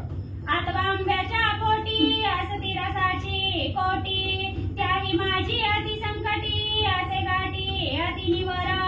रावण कसा बसला होता कुणाच्याही लक्षामध्ये येणार नाही. अतर्की गतीनं हे समजावून सांगण्यासाठी उदाहरणं दिलेली आहे. जसं गुळ कोणाच्याही लक्षामध्ये येत नाही, त्या गुळामध्ये दगड असतो, ओळखू येत नाही, गुळासारखा दिसतो. खायला गेले की सगळे दात पडतात. किंवा आंबा आहे, आंबा सर्वांगानं गोड आहे, आंब्यामध्ये रस आहे, पण त्याच्यामध्ये निबर गाठ आहे ती कोय दाताने चावता येत नाही. चावायचा प्रयत्न केला तर दात पडतात. तसं कोय लवकर लक्ष, आंब्याच्या पूर्ण रसामध्ये कोय असते. अतर्क्य गतीनं गुळामध्ये जसा खडा असतो तसा या सगळ्या आवरणामध्ये अतर्क्य विंदानानं तो बसला होता. देवी कर्म रावणाचे आवरण आनंदाचे अंतरी भावा कपटाचे घोर त्याचे आवरण. तशा पद्धतीने रावणाचं कर्म होतं. बाहेर आनंद आवरण आहे पण आतमध्ये कपट आहे. बाहेरून येणाऱ्याला सगळ्याला आनंदच आहे. आनंदाच्या आवरणामध्ये किती वानर सगळं विसरून गेलेली होती. कार्यकारण सगळं स्वतःला सुद्धा विसरलेली होती. एवढा आनंद त्यांना प्राप्त झालेला होता. पण आतमध्ये कपट चालू आहे. आभिचाराचा यज्ञ चालू आहे, त्याच्यामधून रथ प्राप्त करायचं ही मनुष्य रावणाची आहे. बाहेरून आनंद आहे पण आतमध्ये कपट आहे. अशी अवस्था समजत. अहमुखी आनंद गाणं ऐसे जेते स्फुरे स्फुरण ते ते जाणावे अभिमानजन्य तेने हरिगण मोही तेजी मोही जेती. आणि अशा पद्धतीचा आनंद आहे. पण आनंदाच्या आधी त्या ठिकाणी अहंकार आहे. अहंकार रूपी आनंद त्याला त्या ठिकाणी ती अभिमानजन्य असतं. म्हणजे आनंद प्राप्त व्हावा पण त्याच्या पाठीमागं अहंकार नसावा. जर अहंकार प्राप्त झाला तर ते अभिमानाचं कारण ठरतं. कारण अहंकारापाशी दुःख आहे. आणि त्या असणाऱ्या आनंदाच्या आवरणामध्ये अहंकार रूपी रावणानं सगळ्या वानर सैन्याला मोहून टाकलं. तव ते निजनिष्ठा सावध छेदोनी ओम सोम यांचे बाद पावले ते आगाध बोध रावण कंद छेदावया. पण जे भगवंताचे भक्त आहेत, जे हरी भक्त आहेत, ते आधीच सांगितलंय भगवंताचं वरदान आहे. माझ्या भक्ताला कुठल्याही प्रकारचं कसलंच बंधन कुणीही करू शकत नाही. म्हणून सदोदित सावध असणारे वानर होते, भक्त होते. अहम सोहम सगळं छेदून पुढे असणारे वानर सरसावले आणि त्या असणाऱ्या रावणाला पाहिला. रावणाचा जो काही कंद आहे, कंद म्हणजे मूळ, अहंकार रूपी रावणाचा कंद छेदण्यासाठी वानर तयार झाले. दृष्टी ते कदाची रावण सरसावले वानरगण भूती खवळे हुताशण देवी वानरगण खवळले. रावणाला समोर बघितलं, सगळं आवरण छेदून रावण पुढे दिसला वानरांना. अतिशय राग वानरांना आलेला आहे. एवढ्या गुप्त असणाऱ्या स्थितीमध्ये बसलेला आहे जिथं कोणालाही येता येत नाही. अशा जागेमध्ये गुप्त आवरण करून बसलेला राजा रावण पाहिला. एवढं अतार्क्य गतीनं वानर तिथपर्यंत आलेली होती. तसं अग्नीमध्ये तूप टाकल्यानंतर अग्नी अधिक प्रज्वलित होतो.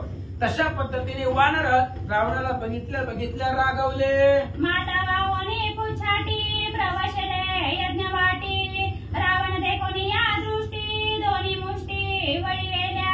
आणि राजा रावणाला बघितल्या भयंकर राग वानरांना आलेला आहे. आणि रावण डोळ्यानं दिसल्याबरोबर त्या ठिकाणी असणाऱ्या हाताच्या दोन्ही मुष्टी वानरांनी वळल्या, दात खाऊ लागले, रावणाच्या दिशेने निघाले. श्री गणेशाय नमः. श्री प्रभू रामचंद्राय नमः. खवळले वानर कटक कुंड विजवती एक प्रणिता पात्री भरिले उदक ते कुंडी शेषरी चविले. आणि मग अशा पद्धतीने वानर सैन्य सगळं खवळलं, रागवलं. जे काय रावण यज्ञ करीत बसलेला होता ते कुंड, ते असणारे सगळं कुंड विजवलं गेलं. अनेक वेगवेगळ्या पात्रामध्ये जे काही अभिचारी काही यज्ञ करण्यासाठी भरलेले पात्र होते ते सगळे असणारे पात्र, पाण्यानं भरलेले, रक्तानं भरलेले सगळे पात्र सांडून टाकले. ऐका. इंदावरी परिसरण ते विकरती वानरगण होमद्रव्ये भरी निभान घेऊन गगनी प्रमती. आणि जे काय असणार त्या ठिकाणी सगळं असणारं परिसरण म्हणजे पसरवलेलं होतं. मग ते असणारं काय समुदाय, गवताचा गवत, त्या ठिकाणी दरब आहे, हे जे काय राजा रावणानं यज्ञासाठी आणलेलं होतं ते वानरांनी घेतलं, आकाशामध्ये उड्डाण करून सगळा विध्वंस करू लागले. रावण निज कार्यार्थी सावधान अहोरात्री अवरोनी भयव्रती श्रीराम गाती मंत्र जपे. आणि वानरांनी त्यांचं काम सुरू केलं. रावणाच्या यज्ञाचा विध्वंस सुरू करण्यासाठी तयार झाले, करायला लागले. पण राजा रावण सदोदित सावधान होता, कारण महादेवाचं सांगितलंच होतं यज्ञामध्ये विघ्न येऊ द्यायचं नाही. त्याच्यामुळं बाहेर काही जरी करायला लागले तरी सुद्धा रावण सावधान होता आणि रामचंद्राचा घात करण्यासाठी मंत्र म्हणू लागला. पदावया राम सौमित्र मंत्र जपता अव्यग्र मंत्र देवता भयातूर स्वयं विचार करीतेसी. आणि मंत्र म्हणत होता कशासाठी? राम लक्ष्मणाचा वध व्हावा, ती मरावे, त्याच्यासाठी असणारी मंत्र म्हणत होता. मंत्र देवता घाबरली, रामचंद्राला मारण्यासाठी हा मंत्र म्हणतोय, त्यामुळे सगळे असणारे मंत्र देवता घाबरल्या. मंत्र देवता काय विचार करतात? मंत्राधीन माझी शक्ती जयाकाची कार्यस्थिती साधावया शीघ्र गती जप करीती सावध.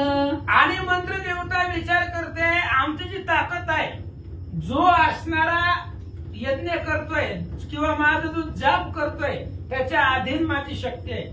म्हणजे त्यानं कुठल्या कार्यासाठी मंत्र म्हटलेला आहे त्याचं कार्य आम्हाला ते करावं लागतं. आमची जी ताकद आहे मंत्राची ती जपकाच्या अधीन आहे. जो मंत्र जप करतोय त्याच्या अधीन आमची ताकद आहे, असं या ठिकाणी सांगतात. भाग्यानुसार जाण मंत्र देवता प्रसन्न रावणाचे विचित्र चिन्ह श्री रघुनंदन पदार्थ. आणि मंत्र देवता प्रसन्न होते, पण भाग्य लागतं. जसं त्याचं भाग्य आहे तशा पद्धतीने मंत्र देवता प्रसन्न होत असतात. पण रावणाचं वेगळं चिन्ह आहे. जगाचा कार्यकर्ता, ब्रह्मांडाचा नायक असा राम, त्या रामाला मारण्यासाठी मंत्राचा उच्चार रावण करू लागला. श्रीरामे जगाची उत्पत्ती श्रीरामे जगाची स्थिती गती जगाची निज विश्रांती जाण निश्चिती श्रीरामे. आणि रामचंद्र सर्वस्व आहे असा असणारा भगवान परमात्मा आहे. त्या रामचंद्रामुळे जगाची उत्पत्ती आहे, रामचंद्रामुळे जगाची स्थिती आहे, रामचंद्रामुळे जगाला गती आहे, रामचंद्रामुळेच जगाला जीवाला विश्रांती आहे आणि सर्वस्व असा असणारा तो श्रीरामचंद्र आहे. एवढा सामर्थ्य रामचंद्र आहे. तुझी या सत्य संकल्पे आता ब्रह्मा विष्णू शिव आज्ञा वंदित जगा उत्पत्ती स्थिती अंत ऐसा तू समर्थ श्रीरामा. त्या रामाच्या आज्ञेचं उल्लंघन जगतामध्ये कुणीच करणार नाही. जगाची उत्पत्ती स्थिती अंत करण्याचं सामर्थ्य ज्याच्याकडे आहे तो राम आहे, असा विचार मंत्र देवता करतात. मंत्र देवता समस्त राम सामर्थ्यवंत कैसनी होय त्याचा घात मूर्ख तत्वता रावण. मंत्र देवता विचार करू लागल्या मंत्राला जी सामर्थ्य ती रामामुळेच आहे. रामामुळेच मंत्राला ताकद आहे, मंत्राला शक्ती आहे, मंत्राचं सामर्थ्य रामचंद्रामुळे आहे. आणि ही रावण मूर्ख आहे. मंत्र म्हणून रामाचा घात कसा करेल? आम्ही सगळे रामाच्याच अधीन होतं असं मंत्र देवता बोलतात. राम जगाचे जीवन त्याचे करिता हनन भाग्य विमुख झाले गजन स्वयं रावण मरेल. राम जगाचं जीवन आहे, तो श्रीराम जाताचे जाणं जगाचे प्राण जातील की अयोध्याकांडात 8 वनवासाला रामचंद्र जात असताना नाथ महाराज सांगतात रामचंद्र गेला जगाचे प्राण जात, कारण जगाचा प्राणच राम आहे. आणि असा असणारा जगाचं जीवन तो रामचंद्र आहे. त्या रामाचा वध करण्यासाठी हा असणारा रावण मंत्र म्हणतोय, पण त्याचा असणारा आता दुर्भाग्य आहे, रावणच मरेल. मंत्र देवता बोलतात. अनिकाची असोगती रामामुची जीवन स्थिती केवी प्रवर्तो त्याचे घाती लंकापती भ्रमसाले. आणि मंत्र देवताने दुसरा विचार केला, जाऊ द्या म्हणले आमचं जीवन म्हणजेच राम आहे. आमचं जे काही ताकद आहे, शक्ती आहे, जगणं आहे, हे सगळं राम. आमची ताकद रामाच्या अधीन आहे. मग आम्हीच त्या रामचंद्राचा घात कसा करावा, राजा रावण भ्रमून गेलेला आहे असा मंत्र देवता बोलतात. निज मुळाचे छेदून वृक्ष केविरा हे आपण, तुटल्या तळ्याचे जीवन वांचे मीन हे न घडे. मंत्र देवता सांगतात आम्हीच रामापासून आहे आणि रामाला मारण्यासाठी रावण मंत्र जपतोय. कोणता मंत्र त्याला साथ देणार आहे? ही सगळं मंत्राची उत्पत्तीच रामचंद्रापासून आहे. आणि असा असणारा झाडाचं मूळ जर छेदलं तर झाड येत नाही, झाड त्या ठिकाणी उभं राहत नाही, कारण मुळाच्या आधारे झाड असतं. पाण्यातला मासा बाहेर काढला, पाण्याशिवाय जगू शकत नाही, पाण्याच्या अधीन मासा असतो. तसं आम्ही रामचंद्राच्या अधीन आहे मंत्र देवता बोलतात. श्रीराम जगाचा पिता त्या पर्वतला पितृघाता, या सिद्या वया प्रायचित्ता याच्या घाता प्रवर्तावे. आणि त्यावेळेस मंत्र देवतांनी विचार केला की रामचंद्र जगाचा पिता आहे, असा असणारा भगवंत आहे. त्या रामाला मारण्याचा प्रयत्न रावण करतोय, म्हणजे पितृघात करण्याचा प्रयत्न करतोय. मग पितृघात केल्यानंतर वेदामध्ये शास्त्रामध्ये प्रायश्चित्त आहे, म्हणून रावणालाच आपण मारू असं मंत्र देवता बोलतात. पितृघात का प्रायचित्त वेद बोलला देहांत, तोची साधा वया कार्यार्थ करू घात रावणाचा.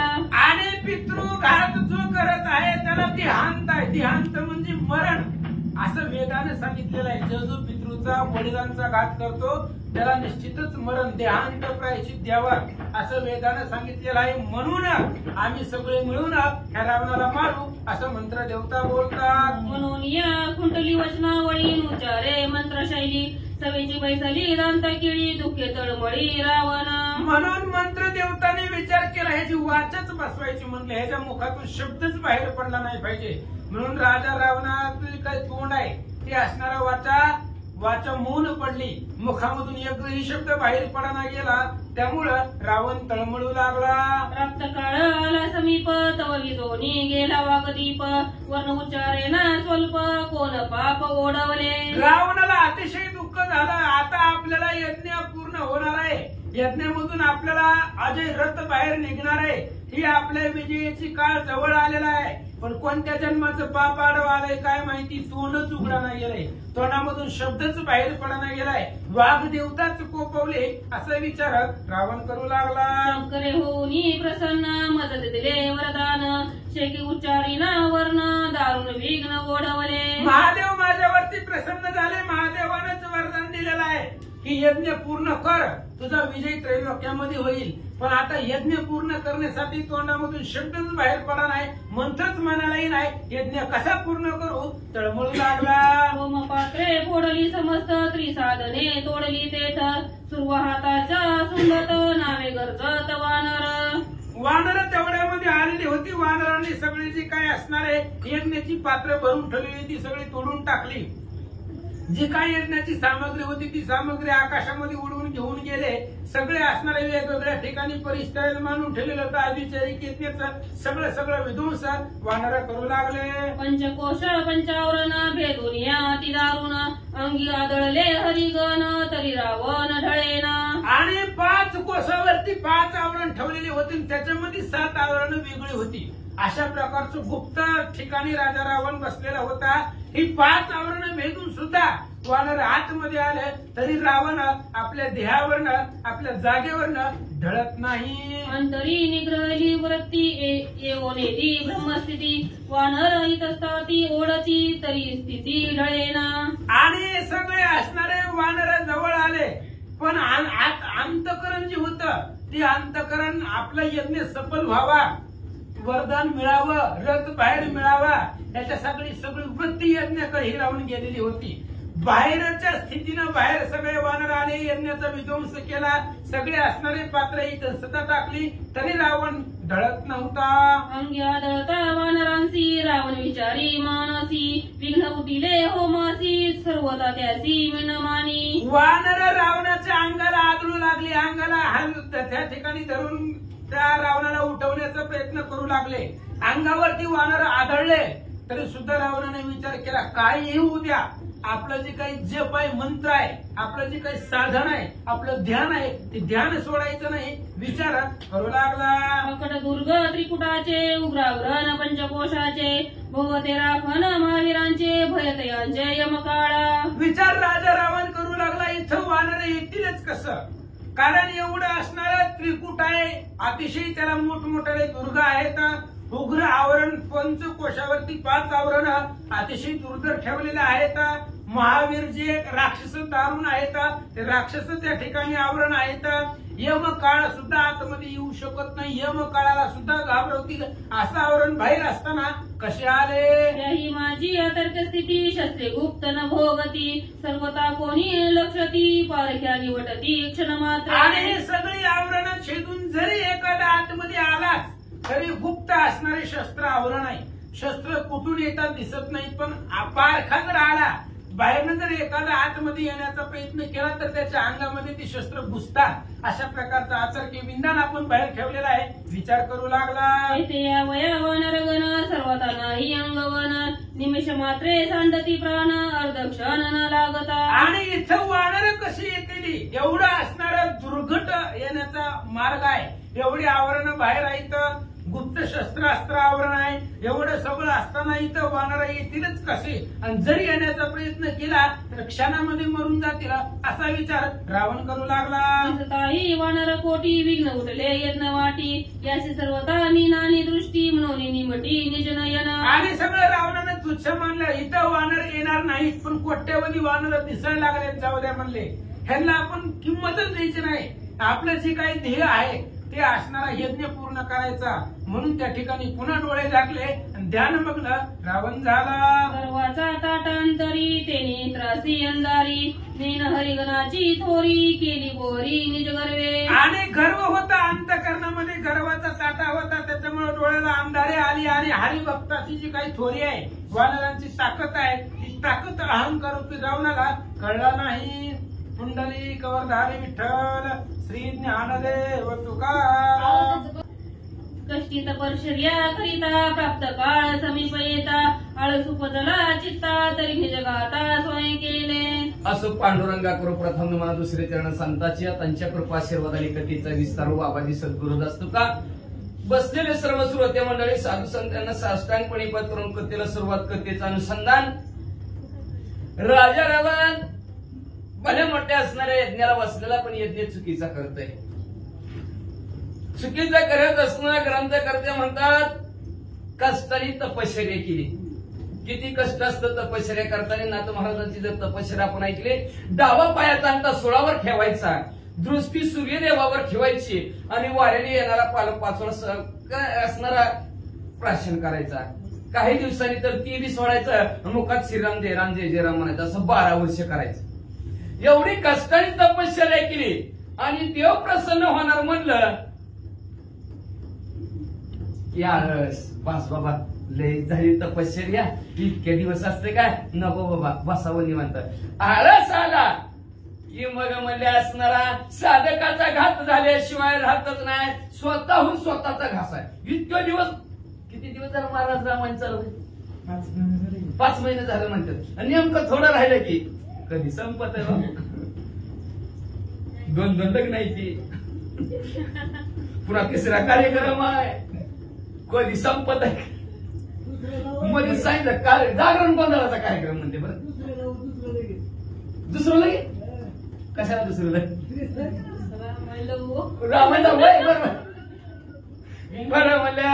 मग तसा म्हणजे असणारा तपपूर्तीकडे चाललेला आहे. आणि आळस जर आला तर असणारा राजा रावण म्हणतोय स्वतःने स्वतःचा घात केल्यासारखं आहे. गर्वाचा ताटा चढला त्याने विवेक बुडविला स्त्रीमध्ये अति मातला घात केला स्वयची. गर्वाचा ताटा चढलेला राजा रावणाला मारायला पाहिजे, कुणाला साध्या सुद्धा माणसाला मारायला केलं येत नाही तर काही नाही, पण अखिलपणे ब्रह्मांडाचं नाही काय, त्याच्यामुळे गर्वाने उन्मत्त झालेला. आणि जो असणारा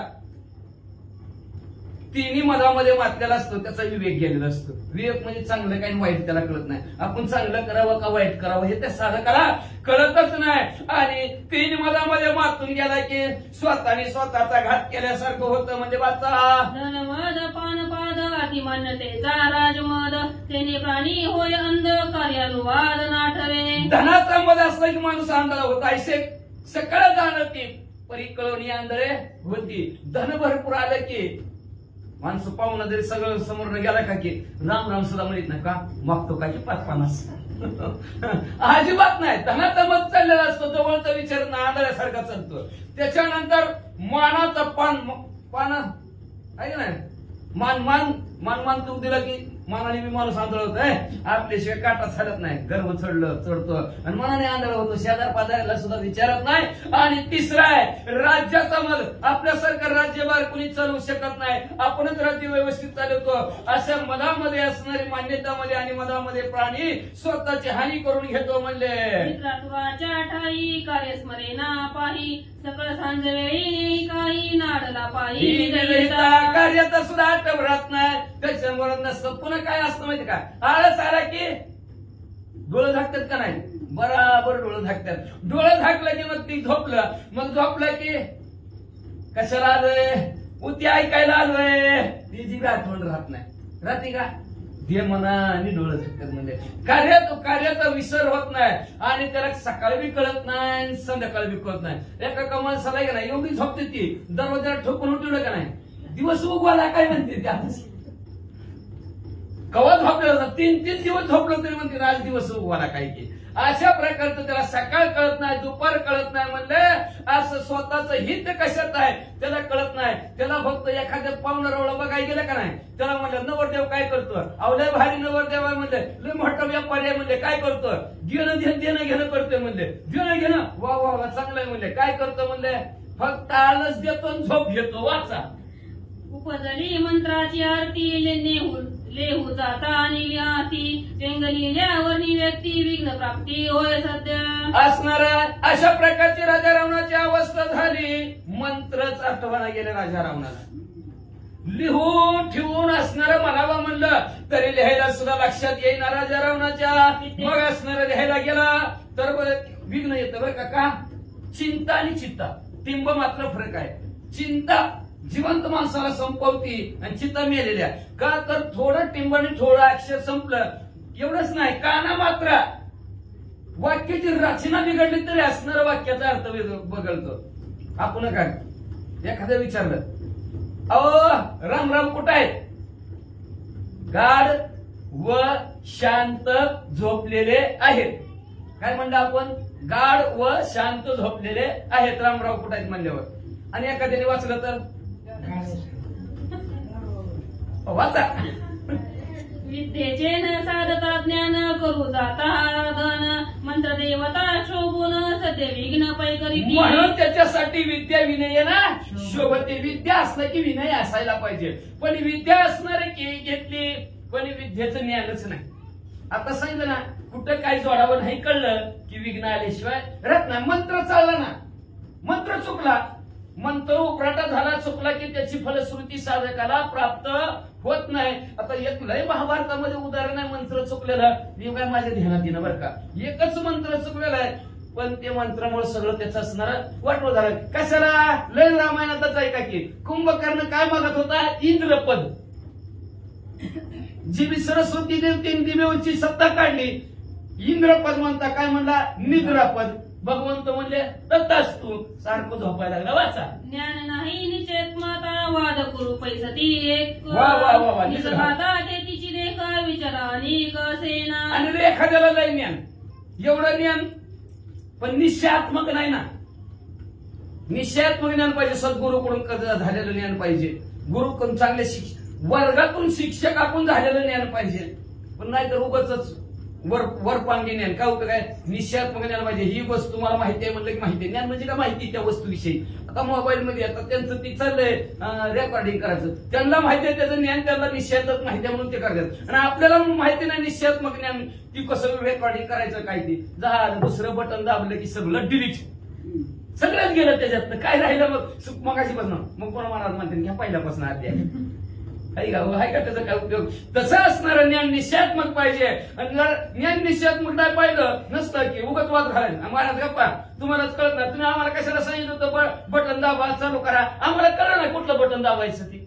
झालं वाद सुरू पुन्हा दाबला आणि तिसरं झालं सगळं डिलीट. मग म्हणजे असणार परिपूर्ण असणार निषेधात्मक ज्ञान नसतं, पण वाद घातला की स्वतःच घात झाल्याशिवाय नाही. महाराज तुम्ही समजून घेतलं ना कुठलं बटन दाबायचं काय दाबायचं बरोबर होईल का नाही. जर युडवाकडे महाराजाला बोललं की महाराज बघा तुम्ही तुमचा मोबाईल आणि तुमचं रेकॉर्डिंग आम्हाला काही घेणं देणं नाही वाचा. पैसा निज गर्वे फुलाला हरिगणा ते न गाणी वाहिला निज गर्वे न गविला होमाचा केला निपात. कसा स्वतःच्या गर्वाने राजा रावण म्हणजे असणारा भुलला हरिगण आहे.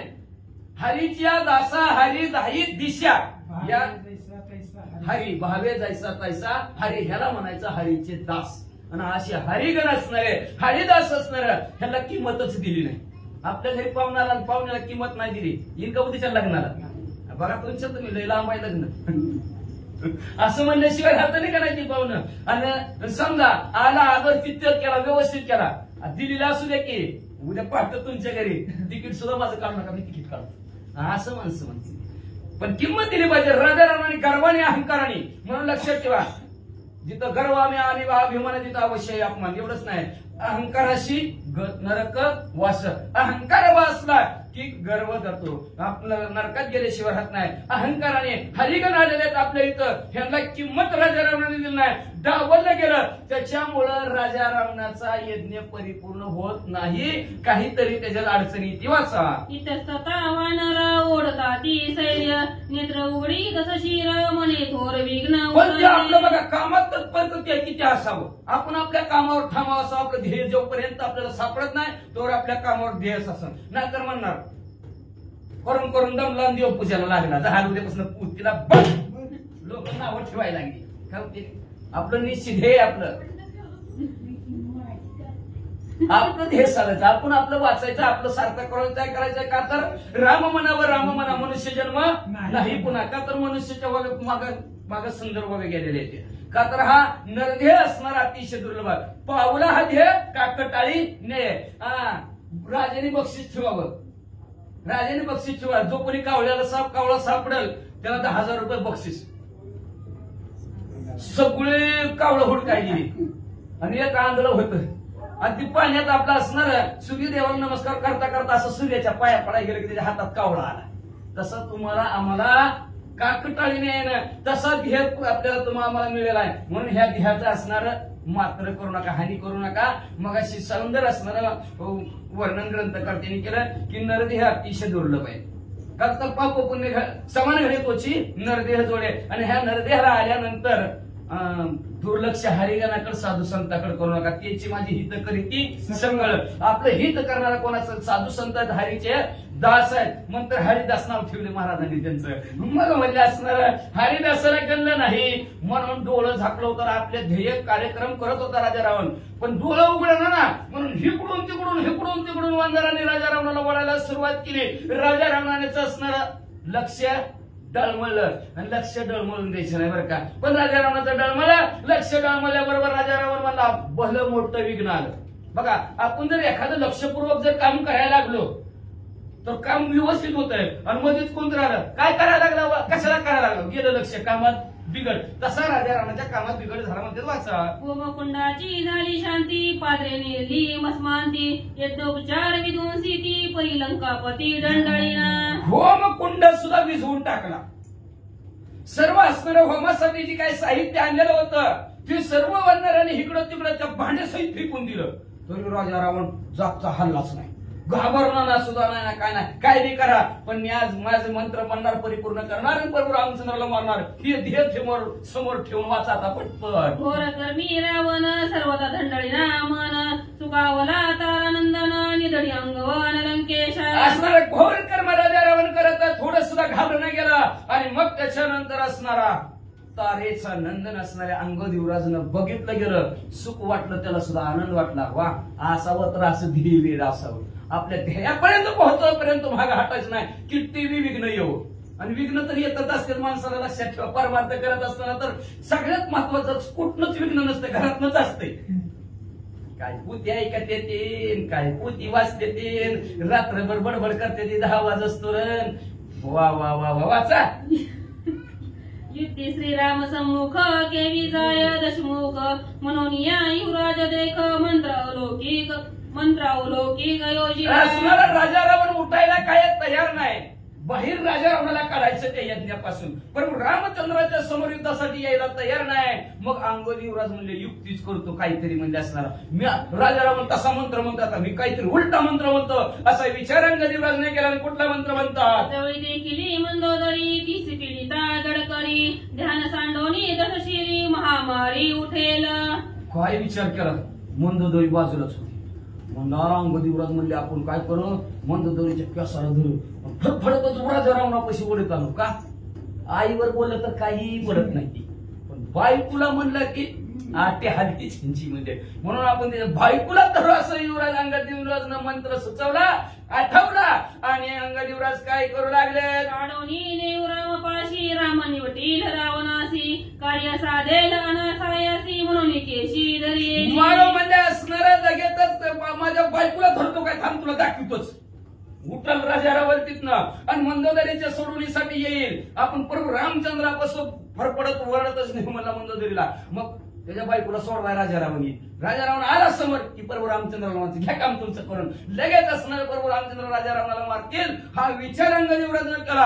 आणि धरलं की पुचुड्याला म्हणजे मंदोदरीच्या वानर करता आकर्षण दंडळीना तो रावण त्याने अंगद शोभून केली विंदान किती दुकानदार म्हणतात अहो उठा की राजा रावण. खाली होते ती तिकडून या हाताला कोण वडतंय, पायाला कोण वडतंय, त्याच्या नाकात कोण काड्या घालतंय, डोळ्यात कोण घालतंय, मागून इथं टाळू मस्तकावर पाहतोय. तर राजा रावण हालाला नाही घाबराना नाही. तेवढ्यात अंगद युवराजनं काय युक्ती केली ऐका. हात मारोनी वेगेसी बोलता झाला रावणासी मंदोदरी धरिली केशी श्रीरामापाशी पैने तो.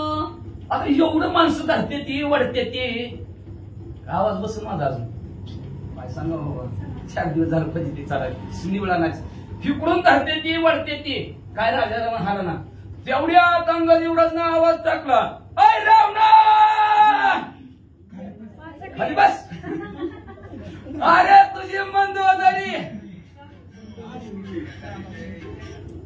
प्रभू रामचंद्राकडे धरून चाललेली रे. रावण एके तत्वता तुझ देखता तुझी कांता तरुणी नेई मी आता करी साठोपता युद्धासी. अरे राजा रावणा ऐक म्हणले, तुझ्या समोर तुझ्या डोळ्यासमोर तुझी पत्नी मंदोदरी हाताला नाही केसाला धरून फरफडत असणारे प्रभू रामचंद्र समोर न्याय लागलेला आहे. हिंमत असेल तर कर सोडून बायकोची. रामवदन लंकापती लांछन लागले तुझे शक्ती चोरुणी आणली सीता सती वीरवर्ती न करवे. अरे काळ तोंड झालं तुझा राजा रावणा. सीता माऊलीला पळवून आणलं म्हणून तेव्हापासून तुझी ताकद संपली.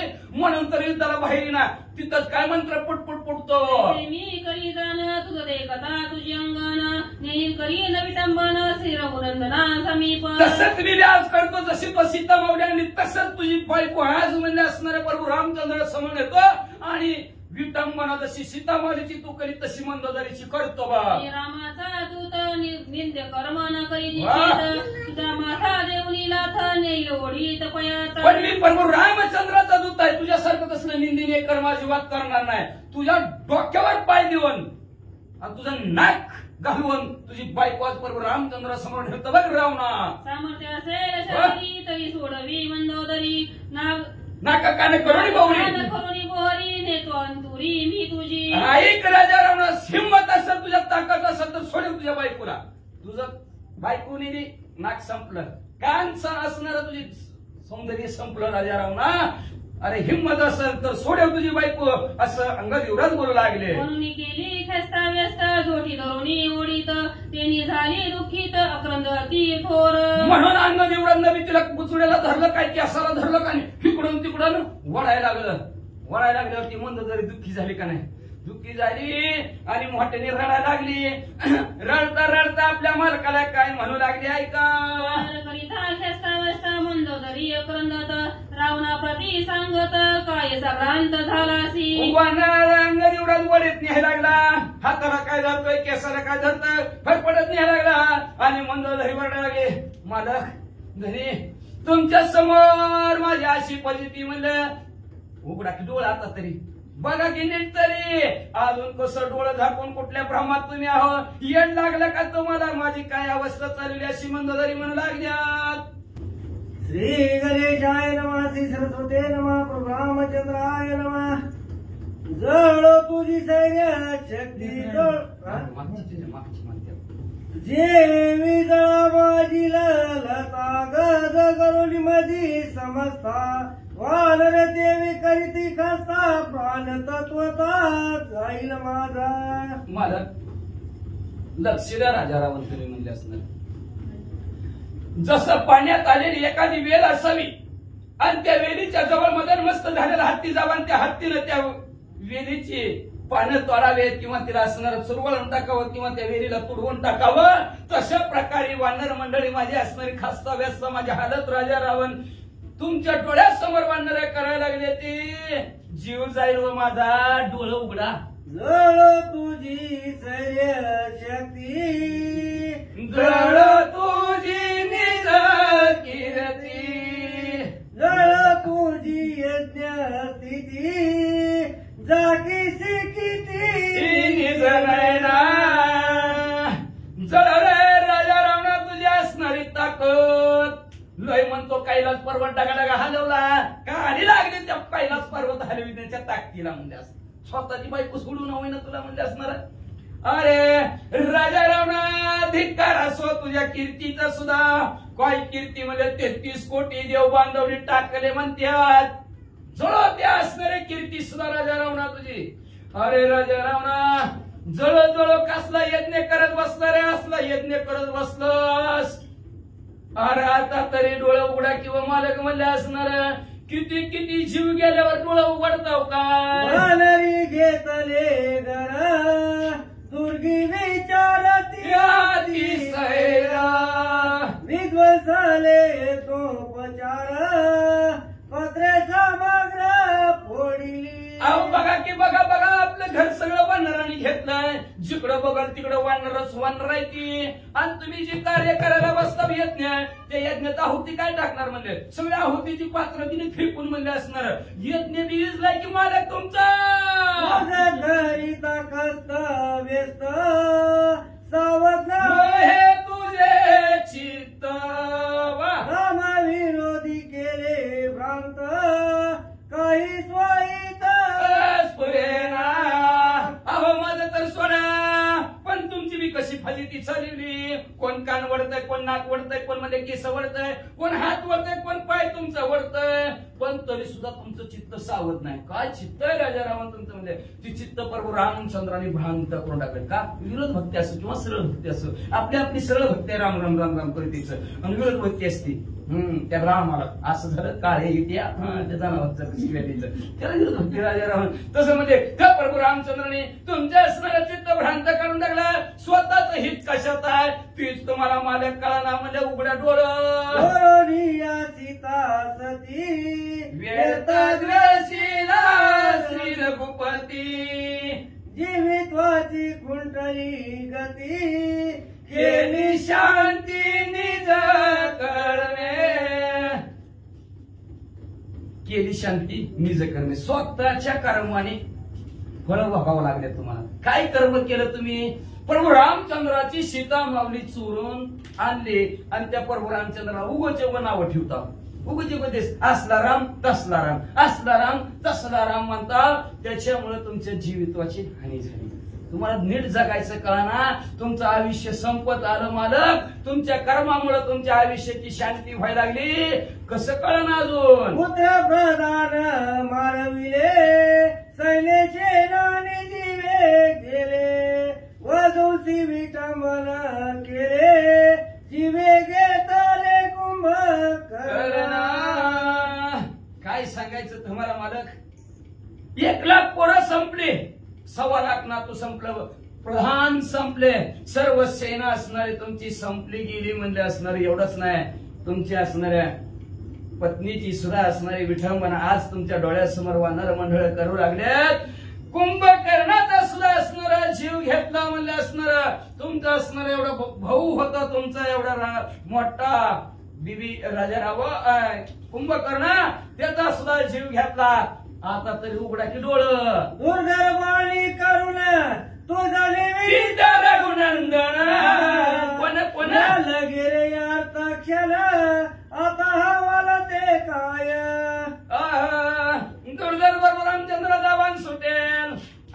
तुम्हाला संपून टाकल. अर्धक्षण सुद्धा लागायचं नाही. मग कशाला उगत मंत्र म्हणता बहिणी भागवत रे पडतो कशाला हवं कशाला काय करता. असो तुम्ही मला गोष्टी माझा वालारी घालती मिठी कोणा प्रती सांगू गोष्टी कोणा संकटी सोडविला. असं महाराज की वानर येतील तुम्हाला मारून टाकतील. आणि आताच मला वानरांनी मिठी घातलेले वानर मला असणार निहायला लागले ती वर फडफडत. आणि मी मोठ्याने म्हणतात ते मला सोडवा माझं मला वाचवा कुणीतरी या मला सोडवा. कोणी येणार आहे म्हणजे तुमच्या वाचून मला सोडवणार आहे कोणी नाही. मग तुम्ही मेल्यावर माझं कसवा तो जीव असता शिरावरी मदतीने केले वानरी. ओळी ती धरून केशागरी पिढा भारी करता ती. राजा रावण तुमच्यासारखा मालक आणि तुमच्या नावचं कुंकू माझ्या कपाळाला असताना कोणाची ताकद नव्हती. पण आज ही वानर मंडळी तुमच्या डोळ्यासमोर मला असणार हीन केलं दीन केलं वानराने. कोण केसाला धरून वळतंय कोण हाताला धरून वळतंय कोण पायाला धरून वळतंय म्हणजे लई त्रास मला वानर मंडळी द्यायला लागल्यात. मला डोळं उघडा. शिरावरी असता कांत ज्याची अंगणानाथ जळत्या पतीचे जीवित्व अति निर्दित लौकिकी. अतिशय निंदित ह्या लौकिकाच्या ठिकाणी कोण मालक असणार मालकाचं छत्र डोक्यावर असताना तो जर मालक आपल्या पत्नीचं पालन पोषण जर व्यवस्थित करत नसल तर त्या जवळ त्या पतीचं असणारं जीवन काय त्याग केलेलं असतंय. आई वडिलांना सोडलेलं असतंय बहीण भावंडाला सोडलेलं असतंय सगळ्या असणाऱ्या इकडल्या नात्या गोत्याला सोडलेलं असतंय. त्याच्यासाठी आण नाव सुद्धा बदललेलं असतं. एवढं बदलून त्याच्या घरी यायचं आणि त्याच्या नावचं गळ्यात बांधायचं परत एवढं करायचं. आणि ती जर व्यवस्थित सांभाळत नसल तर काळी लागू त्याच्या पतित्वाला अशी मंदोदरी म्हणते. जित असता इंद्रजित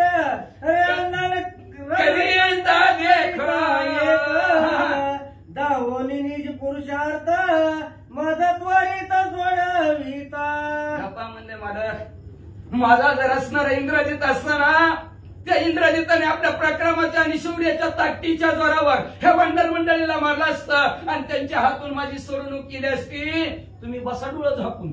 जीवेनी मला रावण मनोनी माझा लागी जाण पिकाती वानरगण अति गर्जोन आक्रंदे.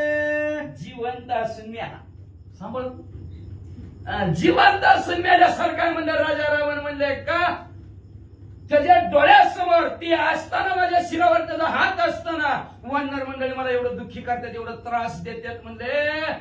आणि गर्जना करून वाटते म्हणतात अय रावणा तुझी असणारी पत्नी चालली असं गर्जना करू करू माझी ह्यांनी दुःखित अवस्था केली. काय म्हणावं तुम्हाला. जरी असता जीवे जित तरी करोनी पुरुषार्थ मज सोडविता येत रावण निश्चित निमाला.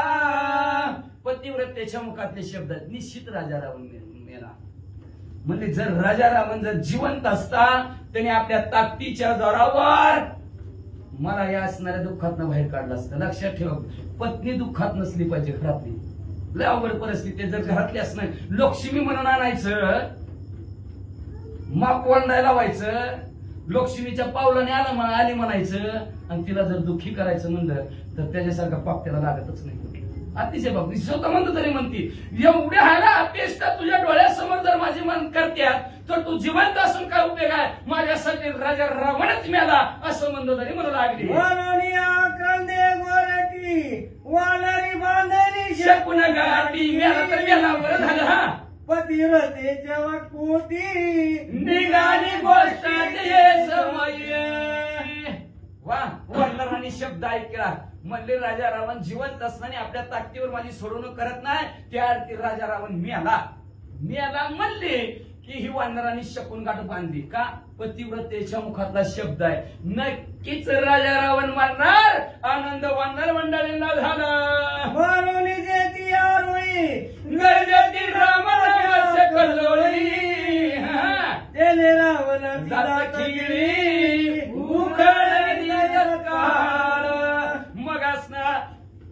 पतिव्रतेच्या मुखातनं शब्द निघलेला आहे. आनंद झाला, आनंद झाला. आनंदाच्या भरात प्रभू रामचंद्राच्या नामाचा गजर केला. जय श्रीराम अशी वंदना म्हणली. म्हणल्याबरोबर राजा रावणाची बसलेली दाखिली उघडली. सिद्धीवर राजा रावण आला आणि काय झालं? स्त्रियांचे मोह कबोली, कोण कोणाला पडे बुली. महाराज बरं झालं नाही पडली. विले धुळी विकल्प बोलली स्त्रियांच्या. मला त्या दिवशी महाराजाचा फोन आला बरं का.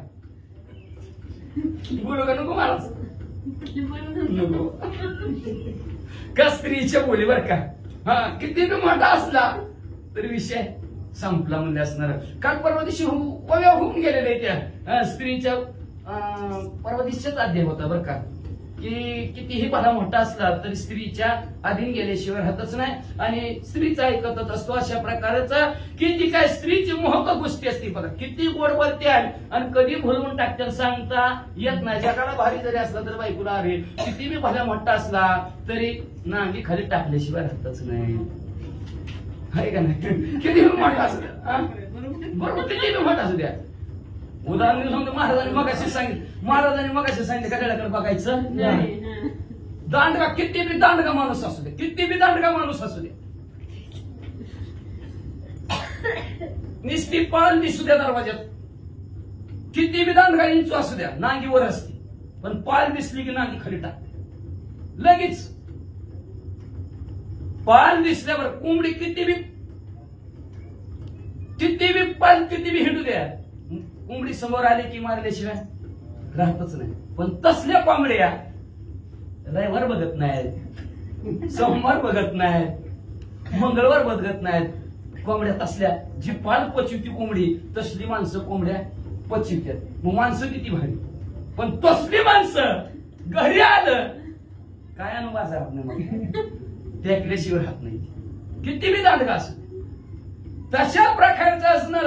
स्त्रीच्या बोलात मोह किती बी मोठा असला तरी मोहून जातो म्हणजे असणार. त्याला भुली पडल्याशिवाय राहतच नाही म्हणजे असणार. आणि विकल्प असणाऱ्या पोटात आल्याशिवाय राहतच नाही. काय विकल्प घालत्याने काय करायला होते सांगताच येत ना. पुढे राजा रावण काय म्हणतात ऐका. भस्मासुराची मोहिनी भेटोनी क्षणी जय मारिया मोनी पाणी निमाला या पाणी. काही माणसं उपकारी असतात आणि अपकारावरती उपकार करणारी माणसं. त्याच्यात होता भस्मासूर महादेवाचा भक्त. एवढी भक्ती महादेवजीने बी आशीर्वाद शिव भोळा चक्रावरती त्याचे पाय माझ्या चित्ती भोळ्या शंकराने असणार वरदान ते टाकलं. त्यांनी वरदान मागितलं ज्याच्या डोक्यावर हात ठेवील ती जाणार. का तर महादेवजीला त्याला बी काम ती बी म्हणला रोज चिता भस्म आणायचं काम करतो म्हणलं असणार. मसून वाट्यामध्ये असणार ती बी रोज भस्मासूर जायचा आणि कुणाच्या बी डोक्यावर हात ठेवायचा. ती मेला की त्याचं भस्म झालं राग ती महादेवाला लावायला आणायचा. मग आता रोज माणसं काय मारते ती काय म्हणलं असणार. रोज काय माणसं मरणा तरी महादेवजीला भस्म लावाय काय मिळणार म्हणजे असणार. तेव्हा माणसं कमी होती आता जागा पुराणा असं म्हणजे असणार. मग म्हणजे मरणात भस्म कसं लावायचं म्हणून भस्मासुराने काय केलं महादेवजीला मागितलं मी त्याच्या डोक्यावर हात ठेवी ती मरण त्याची लगेच चिताचं भस्म आणून तुम्हाला लावतो. भस्मासूर जायचा पहिलं तर माळकरीच बघितलं मग म्हणलं डोक्यावर हात ठेवला संपला की त्याचं भस्मासूर म्हणला असं सगळं मारते ती म्हणल्यावर दिवशी महादेवजीला संपून टाकू म्हणलं आपण. महादेवजीलाच संपून टाकू आणि महादेवजीच्या कैलासाचा राजा आपणच हो. शिव कैलासीचा राजा तसा आपणच राजा कैलासाचा हो असा विचार भस्मासुराने केला आणि लागला महादेवजीच्या पाठीमागे त्यांच्या डोक्यावर हात ठेवतो म्हणला. महादेवजी पुढे भस्मासूर महाग बोंबला लागला वरडायला लागला. संकट पडले भारी देवाचे. विष्णू परमात्मा भगवंत म्हणजे असणार काय करावं त्याचा धावा केला महादेवजीनं आणि भगवंत धावत आलं. भगवंतानं मोहिनीचं रूप धारण केलं. एवढं मोहन टाकलं एवढं भस्मासुराला मोहन टाकलं. महादेवजीच्या मागं पळायचा थांबल्याबरोबर म्हणला काय मोहिनी म्हणला असणार. मग म्हणला काय बी तुमच्यासाठी पण माझं बायको व्हा म्हणला. मोहिनी म्हणजे बरं होते पण आमच्यात हुंडा असतो म्हणलं. हुंडा देणं घेणं चलते म्हणजे देतं की म्हणजे वृक्षाच्या झाडाखाली बसायचं म्हणजे आणि ती आमचं वडील असणार ते म्हणजे त्यांचं हुंड्यात असं आहे काय आहे की जसं मी नाचल तसं नाचायचं. एवढंच हुंडा आहे आमचं, दुसरं काय नाही. ती म्हणला बरं काय जाते त्याला, जसं मला नाचायचं तसं नाचायचं म्हणला. एवढी असली पुन्हा मिळते काय म्हणलं, मिळणारच नाही म्हणला. म्हणून म्हणले त्यांनी म्हणले हो चला करा नाचायला सुरुवात, तर जमणार आहे आपलं, नाहीतर मोडलं. जमायचं तर त्या सोडून म्हणले, मोडलं आता तुम्हाला पसंत नाही तुला पसंत नाही, आपली एकच आट आहे. हुंडा म्हणजे काय आहे, मी नाचल तसं नाचायचं. बस मग सर्वांना होय कबूल म्हणलं की दोघांनी नाचायला सुरुवात केली. नाचता नाचता मोहिना आपल्या डोक्यात ती म्हणली नाचता मी जसं नाचल तसं नाचायचं तरच होय, नाहीतर मला येतं झाड आणि तुम्हाला झाडा येत नाही. नको बाबा आपलं नाही. कधी कधी सांगितलं एवढं हे बरं डोटाभर मी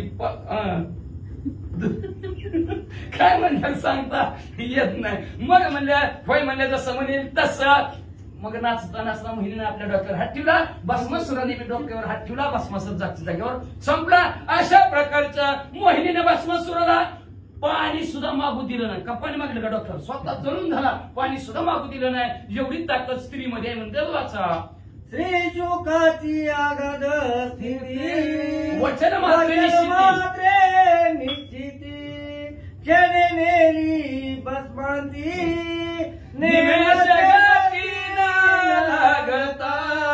एवढ्या प्रकार स्थिती असणारी शुकाची होती. बामणाचं पोरे एक खेळाशी भ्याल,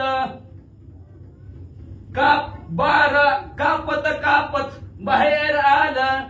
12 वर्ष लपले रे, 12 वर्ष आईच्या गर्भात होते. आता 9 महिने 9 दिवस दम काढीना, काढली का 6 महिने 7 महिने 8 महिने. नाहीतर लई झालं तर पण माहिती असते डॉक्टर सिस्टर लोक झालं सिजर का दमत कारण क्रॉस मध्ये म्हणते करा सिजर झालं, सिजर का सिजर म्हणले. मग म्हणले सुख महाराज म्हणले का तर ही असणाऱ्या स्त्री आहे, ही असणारा पुरुष आहे, ही माया संसार आपल्याला पसंत नाही. म्हणून आईच्या गर्भातच 12 वर्ष राहिलो सुख महाराज. पण ज्यावेळेस भगवंत स्वतः तिथं गेले, उभाच होतो महादेवजी बी, ही बहिणाला घ्यावं मारणारच म्हणायची. ती बहिण महादेवजीची बी बाहेर चोरून कथा ऐकलेली होती. चोरून कथा ऐकायची नाही, उंच आसनावर बसून कथा ऐकायची नाही. या दोघांपेक्षा उंच आसन आपलं नसून. सुख महाराजांनी कथा ऐकली होती, झाडावर बसून गपचीप ऐकली होती. पार्वती मातेला झोप लागली होती, डुकल्या खाताना तिने सांगितलं होतं महादेवजी मी कथा सांगतो, अमर कथा सांगतो, हू म्हणायचं. आता हू म्हणता म्हणता महादेव पार्वती मातेला लागली झोप. आणि वर पोपटाच्या रूपात असणारा ते सुख महाराज ती म्हणजे असणार कथा ऐकत होतं. वर कथा ऐकली, हुंकार द्यायला त्यांनी चालू केला. म्हणजे माझी अमर कथा कोणी ऐकली, म्हणजे सुख महाराजांनी ऐकली. मग सुख महाराजाच्या पाठीमागच लागलं महादेवजी, पाठीमागच लागलं. तोपर्यंत इकडे व्यास महाराजाची पत्नी काम करून दमून गेली, जांभळी दिली की ती पोपट सुख या आतमध्येच गेला महादेवजी. त्याला तरी सोडून मागच ती व्यास महाराजाची पत्नी म्हणली तुमची अमर कथा ऐकली, अमर कथा ऐकल्यावर माणूस मरेलच कस काय, दोष का कर तुमच्या कथेला. महादेवजी तसंच उभा, कवर बाहेर येत नाही. ती सुख महाराज 12 वर्ष त्याच्या भिन्न आतमध्ये बाहेर येणार नाही म्हणला. म्हणजे काय जग माझ्या तरी काय संसार काय भारी आहे का, एकदा पाठीमागा लागला की सोडत नाही. मग सुख महाराज 12 वर्ष आतमध्ये, पण 12 वर्षात पुन्हा महादेवजीने विनंती केली बाबा काही सुद्धा करीत नाही. बाहेर आल्या पळतच नागवेची पळून गेले रे, नागवत पळून गेलं. आता व्यास महाराज पाठीमाग व्यास महाराज पुन्हा आपण ती कथा ऐकली 11व्या अध्यायाच्या ठिकाणी बालकांडाच आहे ना 11व्या, मग तुमच्यासारखं जास्त माहिती नाही. मग म्हणजे असणार त्या 11व्या अध्यायात सुख महाराज पुढं आणि व्यास महाराज पाठीमाग. मग एका नदीच्या जवळ गेले होते आणि तिथं असणाऱ्या स्त्रिया सुख महाराज पळून गेले तरी स्त्रिया काही आपले कपडे आवरले नाहीत, लाजले नाहीत. व्यास महाराज गेले की कपडे आवरले, लाजल्या. व्यास महाराज आलं म्हणलं कुस काय, मग तेवढे का अहंकार निर्माण झाला सुख महाराजाला. पट्ट्याला लाजल्या ना आपण तसंच आलो म्हणजे असणार त्यांना लाजल्या का लाजल्या, गर्व अहंकार निर्माण झालाय म्हणजे. मग असणार व्यास महाराजांनी मागून आढळून सांगितलं बाबा जा सरळ जा, पण जनकाच्या दारात जाऊन थांब गुरु. मग तसं म्हणजे असणारा सुख महाराजाला म्हणजे 12 वर्ष लपलं तरी सुद्धा असणारा एक स्त्रीच्या असणाऱ्या स्त्रीचं बोलणं ऐकलं सुख महाराज काय झालं नाही आणि व्यास महाराज अडकले. एवढ्या बोलण्यामुळं सुख महाराजाचं सगळं तप 12 वर्षाचं तप गर्भात संपलं म्हणजे वाचा. ते रावण बापुडे ते किती शेणे आणले बाह्य व्रती वा मोकळी झाली वचनोक्ती स्थिती अवधारा. एवढं ते राजाराम तर किती बापुडे म्हणजे शिल्लक काय म्हणते एकदाच बायको आरडली मोठ्याने तुम्हाला काय कळतंय का नाही की या की बाहेर म्हणल्या बरोबर राजा रावणाची कांताळी उघडली आणि राजा रावणाने बोलायला सुरुवात केली का युक्तिवान बाहेरची लोक हरिला एवढं धरून मोडून मोडत होते चल की राम राम म्हणाय चल की राम राम म्हणा ऐकलं नाही आणि बायको म्हणल्या हा राम नामाच्या कलोळी मंत्र देवता मुक्त झाली वा तिने सोडली वचनावळी बोलावया बोली पैस झाला रामनामाचा एवढा तिथं आवाज एवढा श्रीराम जय राम जय जय राम सगळी बांधणारा मंडळी गजर करत होती त्या असणाऱ्या रामनामाच्या जोरामुळं आणि त्या रामनामाच्या जोरावर ती राजा रावणाची जी काय बंद पडलेली वाचा होती जी काय मंत्र देवता त्याच्यावर रागवली होती ती काय जिबेची देवता रागवली होती त्यांनी ठाण सोडलेलं होतं ती जागच्या जागेवर आल्या रामनामामुळे ऐकायला भेटायला लागलं ना रामनाम म्हणले असणार आणि त्याच्यामुळे दातखिळी बसलेली राजा रावणाची उघडली आता उघडल्यावर माझ्या बायकोची अशी फजिती केली राजा रावणाने बघितली काय म्हणायला लागलं मग उठिला सत्वर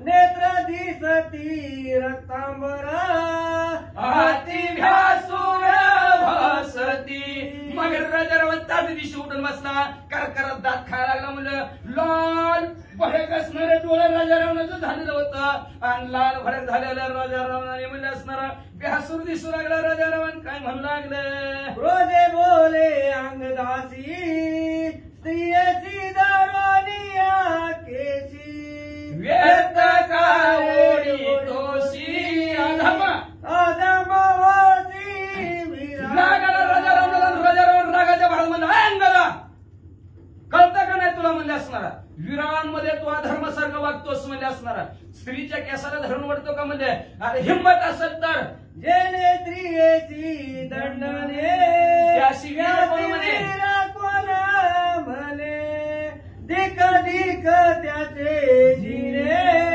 व्रता उगाच उगाच स्त्रीला त्रास देणं याच्या जीवनाचा धिक्कार असो काहीच उपयोग नाही त्याचा आपण म्हणतो काय हिंमत असेल तर आमच्या घरच्या बरोबर भांडण कर बरोबर बायकांना काय बोलतो असं म्हणतो का नाही तसं अंग दिवडाला राजा रावण म्हणू लागला म्हणजे असणारा अरे काय स्त्रीला दंड करायला लागला काय दुःख द्यायला लागला स्त्रीला म्हणजे जो वीर असणारा स्त्रीला दुःख देतो पीडा त्रास देतो त्याच्या जिवंत असून त्याचा काय उपयोग नाही त्याच्या जीवनाचा धिक्कार असो ऐकोली त्याची गोष्टीची बसती तयासी मुख दाखवितान लाजसी उंच बोलसी अरे तो स्त्रीला दंड करतो तो वीर नाहीच असो म्हणल्यावर बरोबर अंगदिवराजला बी राग आला आणि रागाच्या भरात अंगदिवराज बी त्याची निर्गसना करून म्हणले हे काळतोंडे लय नाकूच करून बोलायला लागला म्हणजे सांगू काय तुझी कथा भिकेचे निमिषे तत्वता चोरोली नेता पैसीता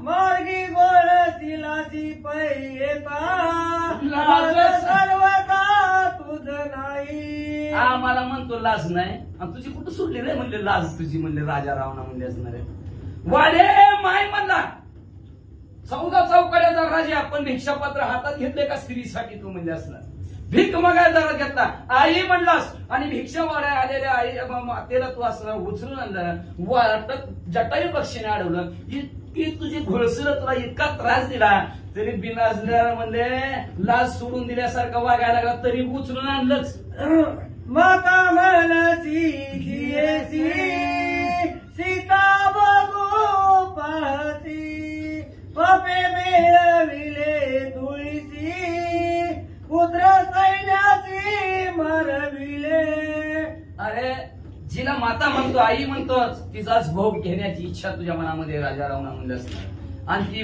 पाप तुला लागलं गेलं आणि त्या पापाची फळं सगळं मुलं मिली तुझ्या असणार सैन्य मेलं तुझ्या असणारे प्रधान मेलं बघ त्या पापानं आईच्या अंगणाच्या उत्तरी रावण पोळाला अंतरी धरणी देता मंदोदरी क्रोध चररी चढणीला आणि अशा प्रकारचा अंगजीवराचं बोलणं वर्माला राजा रावणाच्या लागला राजा रावणाला अतिशय रागाला रागाच्या भरात मंदोदरीकडे बघितलं रागाला रागाच्या भरात गोष्टी वळवली धावेची धाव घेऊन वेगेची माता हरिदांगदाची मूर्छतयाची अतिशय रागाला राजा रावणाला मुठवली पळतच गेला ना अंगदेवराच्या डोक्यात टाकल्या अंगदेवरात बिशुद्धच पडलं ते जे कोणी मारुती अंतरिक्षण भोगती ते एवढी अलंकापती भुजंग प्रपती कोकिला मग असणाऱ्या त्या हनुमंतरायने बघितलं आणि बघितल्या बरोबर आकाश मार्गाने अंगदेवराज आल्या बरोबर राजा रावणाच्या हातावर टप्पा ठेवून हनुमंतरायने दिला येणे गेला चांदरी डोळे आली अंधारी अंग जात से बंबेरी रावण दरेवरी आहे मग असं तव थप्पा हनुमंतरायने दिला तव डोळ्याला अंधारे आले सरकार राजा रावणाच्या झालं अंग बी म्हणजे असणार असं कलरून पडणार तेवढ्यात राजा रावण धाड दिशी जमिनीवर पडला मोर्चा बाजोली अंगद मोर्चा बाजोली अंगद तत्काळ झाला सावध हृदय दाटला अंगद काळे सिद्ध पै झाले असणारे बेशुद्ध पण अंगदेवराचा गेल्याबरोबर अंगदेवराज सावध झाल्यावर आनंद झाला का राजा रावणाचं कार्य पूर्ण होऊ दिलं ना काम त्याच्या कामात विघ्न आणलेल्याचा आनंद झाला आनंदाच्या भरात विध्वंसीने गादी उठविले रावणाची आलेल्या रामपाशी क्षणादेशी निवडीला असणारा लगेच असणारा आता आपण काय केला राजा रावणाच्या असणाऱ्या यज्ञामध्ये विघ्न आणलं विध्वंस केला त्याच्यामध्ये असणारा आता राजा रावण उठला की त्याला प्रभू रामचंद्राच्या जवळ नेऊ आणि प्रभू रामचंद्र त्याला क्षणात संपून टाकतील श्रीराम नामे गरजत आती बळी आले राम भक्त रावण केला सावचित याग समस्त सोबतवान असणारे ताकदवान असणारा वंदरगण राम नावाच्या जोरावर राजा रावणाचा यज्ञाचा विध्वंस केला राजा रावणाला चित्त त्या ठिकाणी सावध केलं ना आता काय करत्यान एका जनार्दला शरण विध्वंसीला रावण यज्ञ करोनी मंदोदरी शांतवाना युद्ध रावण निघाला शांतीब्रह्म एकनाथ महाराज आपल्या सद्गुरू जनार्दन स्वामीला शरण गेले गावकाका आपल्या सद्गुरू शांतीब्रह्म एकनाथ महाराजाला शरण गेले शरण नवनी अध्यायाच्या ठिकाणी आपण ऐकलं वानर मंडळीने राजा रावणाच्या यज्ञाचा विध्वंस केला म्हणजे आणि मंदोदरीचं शांतवन केलं उग केलं बरं का साहेब आम्हाला राग होऊ नका म्हणजे तुमचा मालक सावधच होत नव्हता म्हणून तुम्हाला असं केलं तर आम्हाला क्षमा असावी असं असणारं सांत्वन या वानर मंडळीने मंदोदरीचं बी केलं राजा रावणाने मंदोदरीचं सांत्वन केलं गप गरे बस बरं म्हणजे मी जरा युद्ध करून येतो प्रभू रामचंद्रा बरोबर म्हणून तिला घरी बसवलं आणि राजा रावण युद्धाला निघाला म्हणतात रसाळ कथा निरूपण अतिरम्य रामायण एका विनवी जनार्दन स्वती अवधान माझा ध्याय असं मनाला रमवून टाकणार रामायण आहे म्हणजे असणार 10:30 वाजले अशा प्रकारचं मनाला रमवून 10चा टायमिंग पण 10:30 वाजेपर्यंत रमवून टाकणार मनाला रमवणार असे अतिशय असं रामायण गोडाईमध्ये असणार आता मध्ये ते कथा निरोपण ऐका राजा रावण युद्धाला निघणार आहे पुन्हा एकदा असणारे शांती ब्रह्म एकनाथ महाराज आपल्या सद्गुरू जनार्दन स्वामीला शरण गेले गावकाका आपल्या सद्गुरू शांती ब्रह्म एकनाथ महाराजांना शरण गेले शरण जाऊन म्हणतात श्रोते मंडळी एकाग्र चित्त लक्ष देऊन सर्वांनी कृपा आशीर्वाद आम्हाला द्या आणि सुंदर गोड कथा पुढच्या अध्यायाच्या ठिकाणी राजा रावण युद्धाला येईल आल्यानंतर दोघं प्रभू रामचंद्राच्या आणि राजा रावणाची भेट होईल कसं युद्ध करतील ते उद्याच्या अध्यायात ऐका विनंती करतात त्या अध्यायाला सांगता करतात तिसरी भावार्थ रामायण युद्ध कांडे एक काळटी काय रावण यज्ञ विध्वंसन अष्टपंचशतमाध्याय गोड हा श्रीकृष्णार्पण वस्तू शुभम भवन्तु पुंडरीकाय